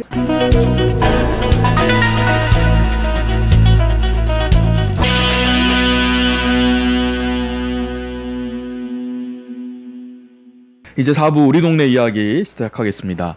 먼저 우리 앞에 신공항 건설반대 이야기도 했는데요. 다시 한번 말씀을 드리면 2017년 11월 26일 오전 10시에서 오후 9시까지입니다. 김해시 생림면 나전리에 있는 커피 산책에서 1일 찻집을 갔습니다. 그래서 여러분들이 한번 참여하셔서 거기에서 같은 이야기도 나누시고 또 차도 드시고 또 주변에 레일바이크 타는 데도 있답니다. 그러니까 가족들과 함께 나들이를 해보는 시간이 일요일입니다. 네, 일요일이기 일요일입니다. 때문에 가족들하고 같이 나들이 할 겸 그 커피 산책에 들러서 커피도 한잔 하시고 이렇게 하면 더 좋을 것 같습니다. 네네, 그렇게 하면 좋겠습니다. 생림면 나전리 57-59번지 네네. 맞죠? 예. 네, 멀진 않더라고요. 저도 여기서 보니까 금방 가실 수 있고 교통 좋습니다. 네. 지금 관광용으로 개발을 해놔가지고. 네네. 그래서 김해 신공항 건설반대에 실제적인 좀 도움도 되시고 또 같이 힘을 좀 실어주시면 좋겠다 이런 생각을 합니다. 또 두 번째는 우리 시민과 함께하는 정치 아카데미 얘기가 있는데요. 우리 의원님이 조금 더 소개를 해주셨으면 좋겠습니다.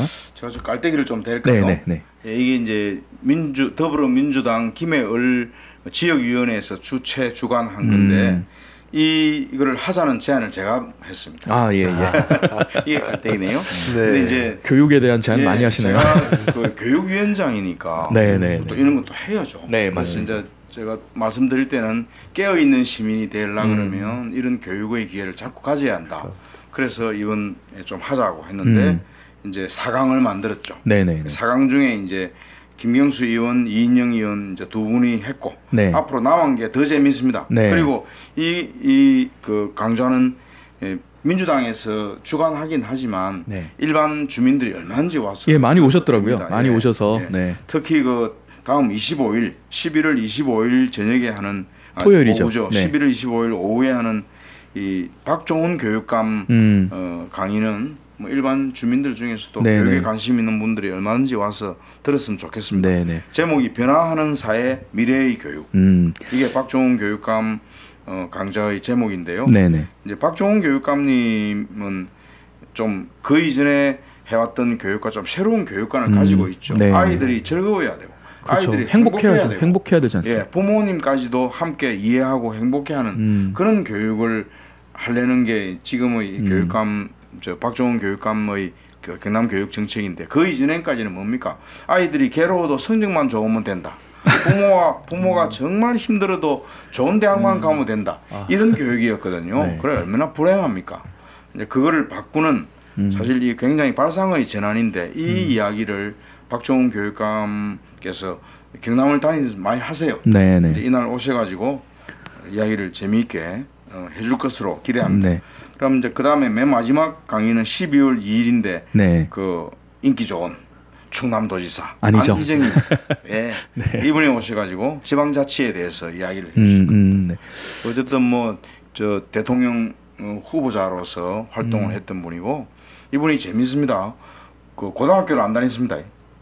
예. 아, 그런가요? 고등학교를 안 다니고 독학으로 검정고시. 검정고시를 졸업을 검정고시를 오. 통과하고 고려대학교에 입학한 사람입니다. 아이고, 이런 재밌는 경력도 있는 사람이고요. 예. 좀 기인이 있네요. 배우 누구를 닮아가지고 굉장히 네. 인기도 있고. 이날 아마 많은 분들이 관심을 갖고 올 거라고 생각하는데 네. 12월 2일 오후 2시. 예, 장소는 그 박종훈 교육감도 그렇고 안희정 충남도지사도 그렇고 골든 루트 추천에 있는 네. 예, 비즈니스 지원센터 거기에서 합니다. 네. 관심 많이 가지고 왔으면 좋겠습니다. 네. 더군다나 뭐 우리 지방 중풍권 시대이고 그 우리 문 대통령께서도 지방 정부라고 말한다라고 할 정도로 이번에 또 그 개헌에서도 지방 분권에 대한 많은 이야기들이 있거든요. 그래서 이 지방자치에 대한 건 우리 또 지역 안에서 계속 관심을 좀 가져야 되는 부분이 아닌가 이런 생각을 합니다. 매번 한 100여 명 정도가 오는데요. 굉장히 진지하게 분위기가 진지합니다. 네네. 최선을 다해서 다음 주에 더 멋있는 방송을 또 하도록 하겠습니다. 오늘 수고 많이 하셨습니다. 네, 수고하셨습니다. 네, 고맙습니다.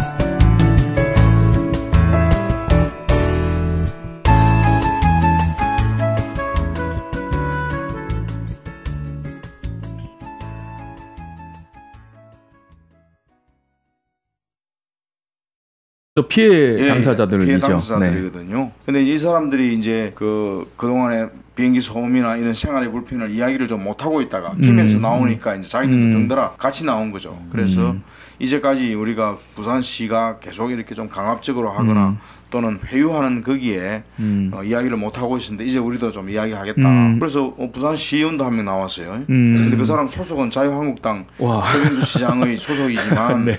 그래도 주민들을 위해서 중요하다. 이렇게 해서 나와가지고 가세가 됐던 게 좋고요. 그리고 이제 마치고 나오니까 그 다음날 좋은 소식이 하나 있었던 게 김해 지역에 자생 청년회가 있습니다. 지역마다 이제 동네별로 있죠. 네, 있습니다. 면별로 이제 청년회가 오랫동안 뭐 청년회 모으기도 하고요. 뭐 그렇습니다. 활동을 해왔던 사람들이 청년회가 있거든요. 네. 근데 이 사람들이 대체로는 그냥 동에서나 민에서 이렇게 활동하는데 그 보국대 역할을 많이 해왔습니다. 그냥 가서 뭐 일해주고 뭐 동원해주고 이렇게 된 사람들인데 이번에 이 공항 반대에 참여를 하겠다고 그러니까 김해 각 지역의 자생 청년회가 다 이 신공항 김해 신공항 건설 반대에 조직적으로 결합을 하겠다고 해요. 그렇군요. 그런 점 참 잘 됐고요. 저는 그 해병 전우회들이 다 가세하셨으면 좋겠어요. 그 말씀 들으니까 교섭을 해봐야 돼요. 네, 해병 전우회가 제일 강력하더라고요. 따지면 새마을 분야에 네, 맞습니다. 빠르게 살기라든지 이런 사람들이 제대로 이런데 가입을 해서 맞습니다. 그냥 관변 단체처럼 그런 게 아니라 우리 삶의 지역 사회에서 우리의 지금 생존권의 문제거든요. 이게 그냥 오죽하면 어떤 분은 공무원한테 우리 집에서 살아봐라. 네, 우리 집에서 몇 시간만 좀 살아봐라. 내가 수당을 줄 테니까 제발 좀 있어봐라. 소리 나는 거 들어봐라. 네, 네. 이랬듯이 이런 문제이기 때문에 사실은 뭐 그런 자생단체들이 다 들어와야 됩니다. 근데 이제 잘 움직이더라고요. 근데 청년회가 들어왔기 때문에 네, 좀 네, 상당히 네. 새로운 계기가 될 거라고 생각을 합니다. 네, 뭐 이것과 아울러서는 이제 11월 26일 커피 산책이라는 레알 바이크 그 타는 데가 있습니다. 타는 데가 네, 있죠. 네, 거기에 네. 있는 거기, 네. 예, 커피 산책이라는 다방에서 11월 26일 하루 종일 김해 공항 건설 반대, 네. 건설 반대 1일 찻집을 1일 찻집을 하더라고요. 네. 그래서 또 많은 이야기들 또 함께 듣고 또 이런 게 이제 모임을 해보면 좋은 게 그래도 뜻을 같이 하는 사람들이 모이면 서로 용기가 나요.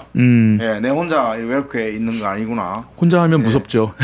예, 그래서 이제 같이 모여서 용기를 북돋우는 그런 시간이 되겠습니다. 네, 네, 네. 많이 찾아오시면 좋겠는데요. 네.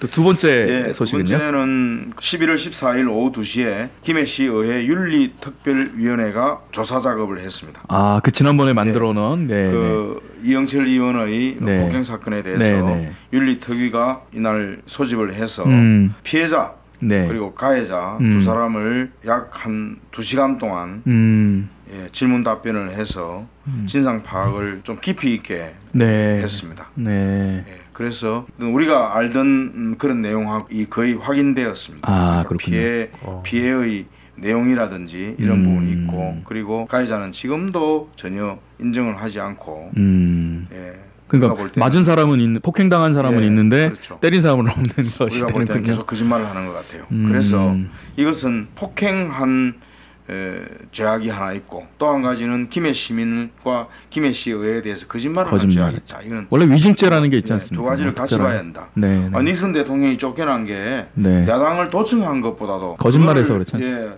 더 이상 조사 못하게 막고 덮으려고. 거짓말을 한 것 때문에 쫓겨난 거거든요. 지금 그러니까 뭐 신문에도 그렇고 주변에 그분 주변에 있는 분들이 자꾸 이제 좀 다른 얘기를 하시더라고요.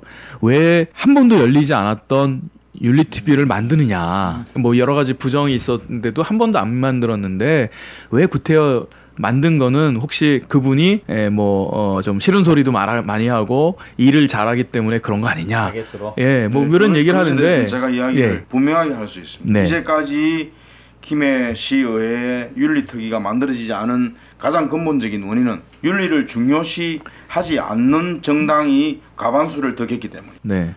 윤리와 개혁을 그래도 더 중요시하는 당이 다수가 되고 이게 중심이 그쪽으로 넘어갔기 때문에 14대 6이라는 그런 표차로 윤리특별위원회가 만들어질 수 그렇죠. 있습니다. 거기는 뭐 당을 초월해서 예, 누구나가 네. 짚어내야 되고 제도의 문제였으면 제도를 개선해야 되고요. 그 진상 규명이 정확하게 이루어져야 된다는 필요성들을 온 국민들이 같이 좀 공감했으면 네, 좋겠다는 네, 네. 생각이 들고요. 네. 특히 제도적으로 이제 세월호 이후에 학교에 안전 교육을 하도록 강제하는 여러 가지 이제 장치들이 만들어지고 학교가 안전 교육을 하는데 실제 내용을 보면 여전히 허술하기 그지 없죠. 예. 제가 학교 운영위원회 하면서 이제 그 내용을 한번 짚은 적이 있었는데 학교에서는 또 정해져 있는 교육 과정을 하려면 이 안전 교육이 들어올 틈이 없는 거예요. 그러다 보니까 기존의 교육 과정 안에 통합해서 이루어지는 형태로 만드는데 이를테면 이제 자연 시간에 다람쥐의 생태를 이야기하면서 갑자기 뜬금없는 화재 교육이 거기에 같이 엮여 있는 형태로 교육 과정이 짜져 있어요. 형식적인. 예, 형식적인 거죠. 그 그렇구나. 문제를 이야기했더니 교육 과정이 이런데 어쩌란 말이냐라고 그렇지, 그렇지. 이제 학교는 이야기하고 그 부분에 대해서 답은 참. 이제 못 내는 상황이었던 거죠. 이 형식적인 게 아니라 실제적인 제도의 개선들이 필요하다. 안전 교육에 대해서. 지난 3년을 돌이켜 보면 네.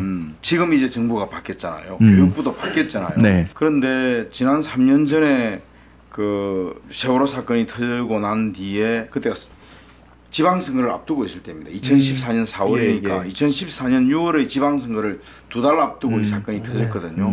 그러다 보니까 특히 경기도 교육감 선거의 주쟁점이 한 명의 아이도 포기하지 않겠습니다. 지금 이재정 교육감이 당선된 그렇죠, 그 구호가 네. 한 명의 아이도 포기하지 포기하지 않겠습니다 했거든요.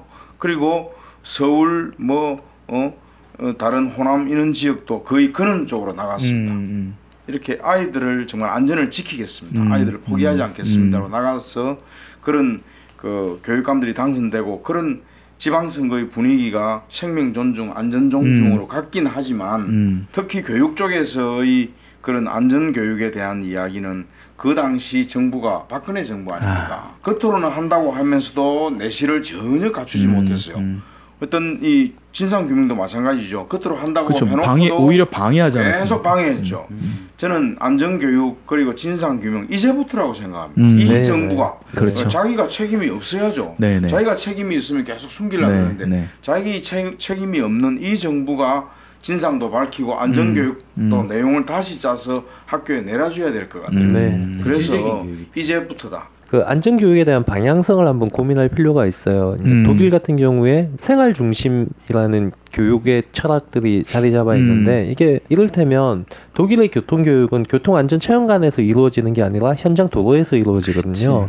수상안전교육이 수영장이 아니라 바다에서 이루어지는 거죠.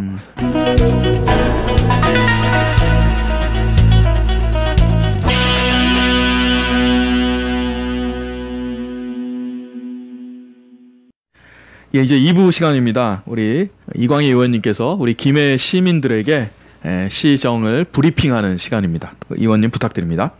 김해 시민의 주인됨을 실현하기 위해서 발로 뛰고 손으로 뛰고 있는 시의원 이광희입니다. 지난주에는 이 부산시청을 갔죠. 네네. 13일 월요일 오후 2시에 부산시청 앞에 김해 주민들이 한 100여 명 갔습니다. 부산시청 딱 입구 들어가는 입구에서 시위를 했는데 네. 어떤 우리 김해 시민들이 그 비행기 소음에 대해서 이야기했던 것에 대해서 부산시장이 그냥 정치적인 술수라고 그랬죠. 술수라고 노림수라고 뭐 그렇게 아주 그렇게 이야기를 한 거에 대해서 취소하고 사과해라. 김해 시민들은 정말 생활권적 생존권에 대해서 이야기를 했는데 그런 식으로 부산시장은 폄하했다. 네네. 그리고 부산시장이 자기가 가덕도를 그렇게 생명을 걸고 주장을 시장직을 걸었지 않습니까? 뭐 완전히 그냥 모든 걸 다 걸고 가덕도로 가자고 해놨다가 박근혜 정부에서 김해 신공항 정책으로 발표를 했을 때 한 일주일 있다 그걸 수용한다 그랬어요. 네. 그리고 부산시장도 그대로 하겠다. 이게 정치적 술수다. 맞습니다. 네, 그렇게 이야기를 하면서 했는데 그날 뭐 시민들의 기세도 좋았고 또 부산까지 버스를 타고 가가지고 했던 뭐 그런 거기다가 김해 시의원들도 시의장님부터 했어요. 거의 다 갔습니다. 그래가지고 김해 시의원과 김해 시민들이 함께 시위를 하고 했던 거는 참 좋았고요. 네. 그리고 거기에 이제 좀 더 가세된 게 부산 강서구 주민들하고 강서구 시의원 그렇죠. 이런 사람들이 왔어요. 거기도 직접 네. 이런 시스템이 그걸 당연히 해줘야 되는 건데 우린 이걸 아직 모를까? 근데 다행인 거는 이제 경주 쪽에서는 이제 얘기를 들어보니까 작년에 지진이 나고 거의 올 5월, 6월까지 계속 됐었답니다. 여진이. 그러다 보니까 그런 훈련들을 많이 했었나 봐요. 뭐 한동대 같은 경우도 훈련을 해서 한동대가 이번에 피해가 많았는데도 학생들은 다친 학생들이 없이 자기들 나름대로 지진이 나면 어디로 모이자가 다 훈련이 돼 있었답니다. 또 이제 이번 그 지진 기사 중에 좀 속이 좀 상했어요. 뭐냐면 그쪽에 보니까 사진으로 봐서는 그쪽 지역에 탐마트가 분명합니다. 왜냐면 수목 돌풍 이렇게 써 있었거든요. 탐마트 맞잖아요. 그 탐마트에서 정규 직원들은 지진 후에 다 퇴근을 시키고 그 협력사들 비정규직 있잖아요. 그분들에게 남아서 다 정리를 10시까지 시켰는데 그분들이 대부분 다 주부잖아요. 어머니들이잖아요. 그러니까 이분들도 얼마나 무서우셨겠어요. 또 집에선 전화하고 그게 진짜 속상했어요. 정말 속상했어요. 또 다른 한 가지가요. 아이들을 일찍 귀가시켰죠, 학교가. 네네네. 근데 문제는 지진이 나면 대피하는 곳이 학교예요. 근데 왜 그럼 귀가를 일찍 시켜서 오히려 위험한 곳으로 내보내느냐? 거기 뒤에 맥락에는 책임 소재가 있다는 거예요. 학교에서 사고가 나면 학교 책임. 네네. 나가서 사고가 나면 우리 책임 아니고. 네, 학교 책임이 아닌 거죠.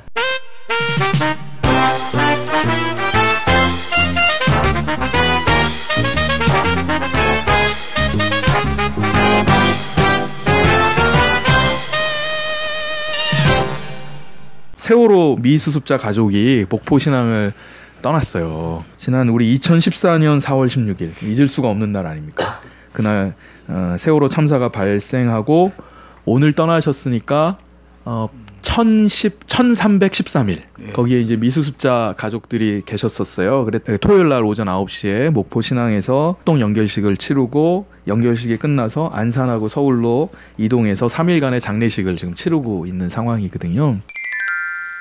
기타를 잘 치고 음악 재능이 뛰어났던 남현철 군, 만능 스포츠맨으로 통했던 박영인 군, 학생들에게 구명조끼를 벗어주고 다시 배 안으로 들어갔던 양성진 선생님, 새로운 삶을 위해 두려움 반, 설렘 반으로 제주도로 항했을 곽재건, 권혁규 부자.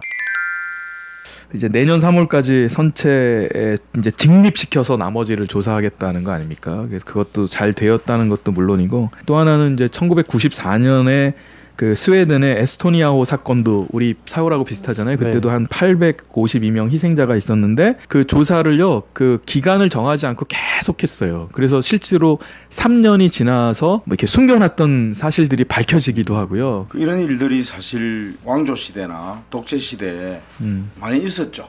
있었는데 세월호 사건이 특히 기억에 남는 것은 그 피해자들이 절대 굴하지 않고 피해자 가족들이 굴하지 않고 끝까지 버티면서 3년을 지내면서 정권이 바뀔 때까지 지내왔다는 이 사실이 있습니다. 말이죠. 단식하며. 근데, 그때 그 안산 지역의 노동자들이 많았는데 네네. 안산 지역의 노동자들이 그렇게 했다는 것은 우리나라 민주화 운동의 한 결실이 아닐까.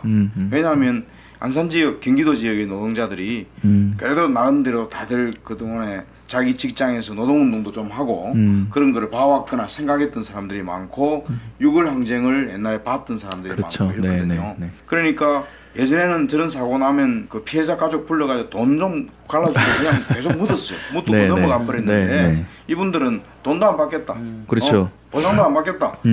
진실을 밝혀라. 진상을 밝혀라. 이랬거든요. 맞습니다. 그래서 3년을 오만 그 방해와 욕지거리를 들으면서도 지켜왔던 이게 오늘의 그 나름의 결실을 만들어냈다고 생각을 해요. 떠나가시는 분들이 다 그분들 얘기가 이제는 우리 가족들을 가슴에 묻겠다 이렇게 좀 하시면서 목포 신앙을 떠나셨는데요. 이제 나머지는 이제 우리 몫인 것 같습니다. 우리가 철저히 감시도 하고 나머지가 제대로 잘 그래서 진상이 밝혀지게 하는 것이 우리 몫이 아닌가 이런 생각을 합니다. 진상 규명에 대해서 사람들이 착각하시는 분들이 많이 계신 것 같아요. 진상 규명이 그냥 그 미수습자의 뭐 유가족들의 위로를 위한 어떤 행위처럼 착각하시는 분들이 참 많은데, 사실 진상 규명을 하는 가장 큰 이유는 앞으로 재발하지 않도록 하는 거라고 생각하거든요. 그렇죠. 그 과정에 사람이 문제였으면 사람의 문제를 정확하게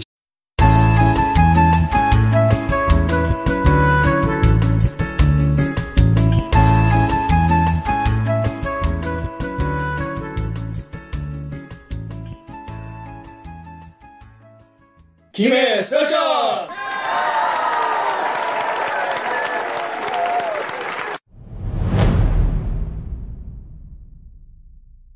네, 안녕하십니까. 이제 김해 썰전 제6회 시작을 하겠습니다. 김해 시의원 이광입니다. 네, 반갑습니다. 김해로 굴러 들어와서 열심히 구르고 있는 이경호입니다. 네, 안녕하세요. 숲교육 사회적 협동조합의 대표를 맡고 있는 이한준입니다. 네, 이한준 선생님 같이 오셨습니다. 오늘 아주 재밌는 방송을 하는 시간이 됐으면 좋겠습니다.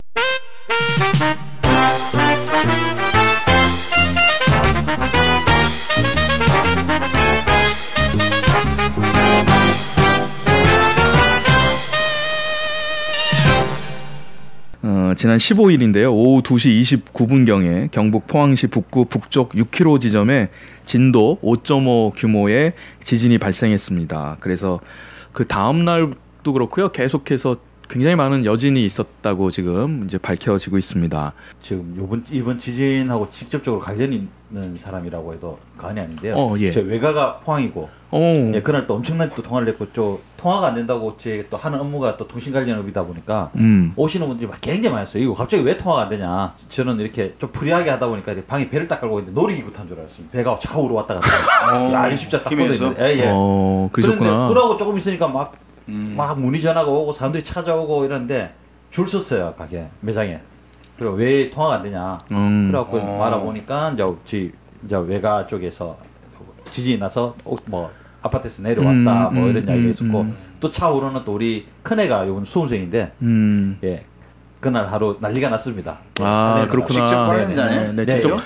이게 또 천재님이 완전히 직접 관련자시네요. 예. 그래갖고 처음엔 애들이 또 저도 이렇게 같이 네이버 내용을 봤는데 막 욕도 하고 난리던데 뭐 애들이 뭐 책도 다 봤나 보고 볼 것도 없는 데다가 이제 뭐 갑자기 연기됐다니까 애들이 멘붕이 와갖고 막 그랬던데, 뭐 그 다음날 이 좀 사태를 보고 운동장에 애들 와고 수험생들 와고 공부하고 이런 모습을 보고 애들이 이제 조금 많이 수그러지는 것 같더라고요. 그 다음날 뭐 아침에도 지진이 네. 왔었대요. 네. 그러니까 만약에 네. 시험 봤으면 애들이 얼마나 굉장히 힘들었겠어요. 네. 그렇죠? 특히 포항 네. 지역은 아마 수업 제대로 못했을 겁니다. 네네네. 아 참. 그렇게 되면 이때까지 없었던 초유의 아, 수업 그렇죠. 중단 사태, 예, 뭐 시험보다 갑자기 다 튀어나가고 이런 사태가 되는 그렇게 거죠. 되지 그러게요. 않겠어요. 네. 이 선생님은 그날 어떻게 하셨습니까? 저는 대학원에서 수업 듣는 중에 지진이 왔어요. 예. 원래 학생들에게 다 나가라고 이야기하잖아요. 네네. 대학원 수업을 듣는 사람들이 대부분 다 어른들이고 나갈까 말까 망설이다가 결국 안 나가게 되는 거예요. 근데 안 나가길 잘했다 생각을 또 했던 게 나가는 입구 쪽에 너무 많은 사람이 몰려서 한꺼번에 이때 혼란이 있었어요. 막 넘어지기도 하고. 그렇구나.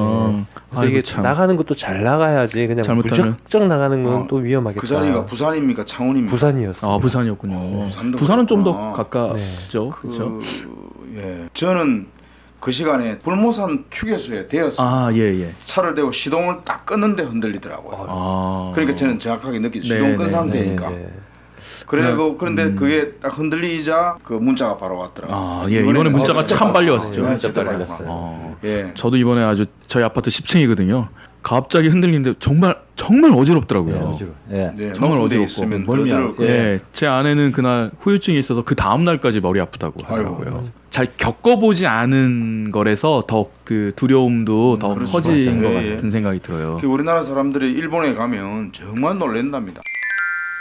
수능 시험 네네네. 그 연기를 바로 발표했거든요. 그걸 보면서 그래도 인간을 존중할 줄 아는 정부구나. 그러니까 이제 그게 그 세월호하고 이렇게 비교가 되더라고요. 네네네. 네. 이제 수능 시험이라는 게 특히 좀 문제가 되는 게 예를 들어서 일부 지역에서 학생들이 시험을 못 치다. 그럼 시험은 다른 지역은 될 거 아닙니까? 네네네. 그러면 이 학생들을 어떻게 할 것인가? 그렇죠. 시험을 참 따로 치게 할 수도 문제가 없고 시험은 있죠. 다 쳐버리고 네네. 정말 혼란이거든요. 같은 대학을 목표로 경쟁하는 애들인데 이런 부분들을 생각하기도 하고 그보다는 먼저 안전을 생각해서 그 시험을 일주일로 딱 연기하는 모습을 보면서 그래도 특히 그 김상곤 부총리께서 나와가지고 뭐. 직접 나와서 이렇게 이야기하는 예, 모습을 예. 보면서 역시 인간을 존중하는 점에서는 지난 정부보다 훨씬 진일보했구나. 그 점이 생각이 났어요. 그 시험 연기는 문 대통령님의 가장 큰 역할이 있었다 그러시더라고요. 네, 그러니까 이미 시험을 보는 것을 전제로 해서 이렇게 문제들을 해결하려고 했는데 오히려 대통령님께서는 아예 그런 것이 아니라 아예 근본적인 얘기를 해버렸다고 하더라고요. 시험 도중에 누구 다치면 어떡할 거냐. 여진으로 유리창이 하나라도 깨지면은 그래서 그런 학생들이 제대로 수능을 볼 수 있겠느냐라고 하는 그 문제부터 접근을 하게 되니까 그러면 다음 주에 보면 되지. 뭐 이렇게 되는 거죠. 그게 참 잘 됐던 것 같아요. 근데 그 중단 딱 듣는 순간부터 제가 이렇게 정치에 관심이 없었을 때는 몰랐는데 관심을 갖고 난 다음부터는 딱 그 말 듣는 순간 아 내일 되면 두드려 맞겠구나 여당에서 조중동? 두드려 맞겠구나 저거만 일로 너무 엄살을 부렸다. 근데 그게 처음에 지진 만났다 구체적인 피해 사례가 나오기 전이었거든요. 네, 피해 사례는 뭐 오늘까지도 네, 계속 늘어나고 나오기 있어요. 전이었으니까. 늘어나고 근데 있고. 다음날 보니까 정말 이렇게 건물들이 무너지고 거미 가고 이제 그때부터 나오기 시작하더라고요. 네. 그래서 수능 연기한 것은 정말 잘했어요. 아주 정말 잘했습니다. 정말 잘했습니다. 그러니까 좀 뭐 비판을 좀 하려고 하다가 다 다물어. 건들 수 없죠. 그러니까 사실 그 다음날 신문에 제가 조중동은 안 보는데 일부러 봤어요. 뭐라고 했나. 그래서 큰 걸 봤더니 대혼란, 패닉, 어쩌라는 것이냐. 일주일 있다가 재난 안 일어난다는 보장이 있느냐. 뭐 이런 신문이 났어요. 그거 보면서 야, 이게 좀 어떤 철학을 가지고 신문을 쓰고 어떤 철학을 가지고 사회를 바라보느냐. 이걸 보면서 저는 더 확실히 했습니다. 이제 조중동 절대로 안 봅니다. 그렇게. 지진에 또 연관 검색으로 하나 나온 게 필로티 구조. 아, 필로티 구조. 네. 네네네, 맞습니다. 사실 필로티 구조의 건물들만 문제는 아닐 건데 지금 그냥 필로티 구조여서 그런 것처럼 네네네. 포장되고 있는 네. 것도 좀 있는 것 같아요. 그렇죠. 그러니까 우리는 전반적으로 지진에 대비는 잘 안 돼 있는 건물들 아닙니까? 그렇죠. 더군다나 뿐만이 아니라 모든 네. 건물이 지진 대비가 안 돼 있죠. 네, 또 정치나 뭐 이런 사회 문제에 대해서 잘 모르셨던 분들하고 같이 얘기를 하시는데 한 50대 후반의 여자분들이 이번에 지진이 났을 때 제일 걱정됐던 건 원전이었대요. 네, 원전 안전한가? 경상북도부터 네. 이 바다를 뺑 돌아서 전라북도까지 있습니다. 그렇죠. 이런. 소위 삼남 지방에 네. 해안가에 다 원전이 있거든요. 아이고. 사태가 좀 일찍 일어났더라면 지난 그 탈론전. 네, 고리 결론이 원전, 다르게 나올 수 있어요. 결론이 다르게 나올 수 있어요. 결론이 다르게 났을 거라고 네, 생각해요. 네, 맞습니다. 이걸 겪어봐야 알거든요. 네, 네. 네. 근데 그것이 우리한테는 안 올 것 같다고 생각하니까 계산만 하다 보니까 그냥 네. 건설하는 걸로 결정이 난 거예요. 그리고 나서도 조중동은 똑같은 얘기했어요. 안전하다, 안전하다. 네. 뭐 몇 배가 안전하다. 뭐 이런 식인데 저는 그건 뭐 그냥 하는 말인 것 같고. 유여해라고 이름도 좀 어렵죠. 이분 얘기 때문에 지금 말이 많네요. 네. 아, 국회의원입니까? 그 사람이? 아니야 최고위원입니다. 국회의원은 아니고 자유한국당의 최고위원, 여성 최고위원. 네. 네. 하늘 경고. 이 지진과 관련되어서 또 어떤 목사는 그런 얘기했습니다. 종교인에게 과세하니까 하늘이 하나님 노해서 심판. 포항에서 지진이 났다. 네. 다른 나라 과세 다 하고 있는 나라들은 그러면 매일 지진 나겠네. 네, 모든 사람들이 불행해하고 아파하는 것을 가지고서 자기의 어떤 이야기들을 해나가는 거는 이게 공감 능력이 떨어져서 아무에게도 지지받지 못하는 것이 될 거라는 너무 거죠. 없지죠. 네. 지금 그 종교인한테 그 종교단체 종교인한테 과세하는 나라가 얼마나 많습니까? 네, 네. 유럽 같은 데는 거의 다 하고 있거든요. 네, 네. 그럼 그쪽에는 유럽에는 매일 지진 나야 됩니다. 그 목사님이 표현했던 게 하나님을 건드리니까 라고 표현을 했거든요. 네, 네, 맞습니다. 자기가 하나님이라고 생각하는 그렇죠, 것 그렇죠. 같아요. 자기한테 거스르니까. 자기한테 기분 안 좋으니까. 예. 네. 포항시 북구 흥해읍이라는 대성 아파트가 보였어요. 네. 그러니까 아파트 네네. 전체. 네. 거긴 막 금이 가고 막 그러지 네. 않았습니까? 근데 사진에 예, 사진 보셨죠. 근데 거기 못 들어가게 막아버리고. 그런데 그 김현미 국토부 장관이 거기 가셔서 LH 아파트 그게 160채 정도를 그분들에게 제공하겠다. 예. 또 안타까운 내용도 또 하나 음. 있었어요. 그 자기 아파트가 이렇게 완전히 금이 가고 무너져 내리는 걸 사진을 SNS에 올렸는데 아파트 내에 방송이 나왔어요. 그 사진 내리라고. 집값 떨어진다고? 집값 떨어진다고. 아유, 네. 정말 이게 정말 말이 안 됩니다. 그죠? 그리고 또 이렇게 보면서 그런 것도 혹시 보셨습니까? 그 부산인가 지역에는 그 어린아이들 어린이집에서 헬멧 써갖고 전부 다 그거 보면서 뭐 좀 미담같이 했지 않습니까? 근데 사실은 전 그거 보면서 좀 속상했어요. 그런 대책이나 재난에 대한 것을 뭐 어린이집이나 개인에게 맡길 게 아니잖아요.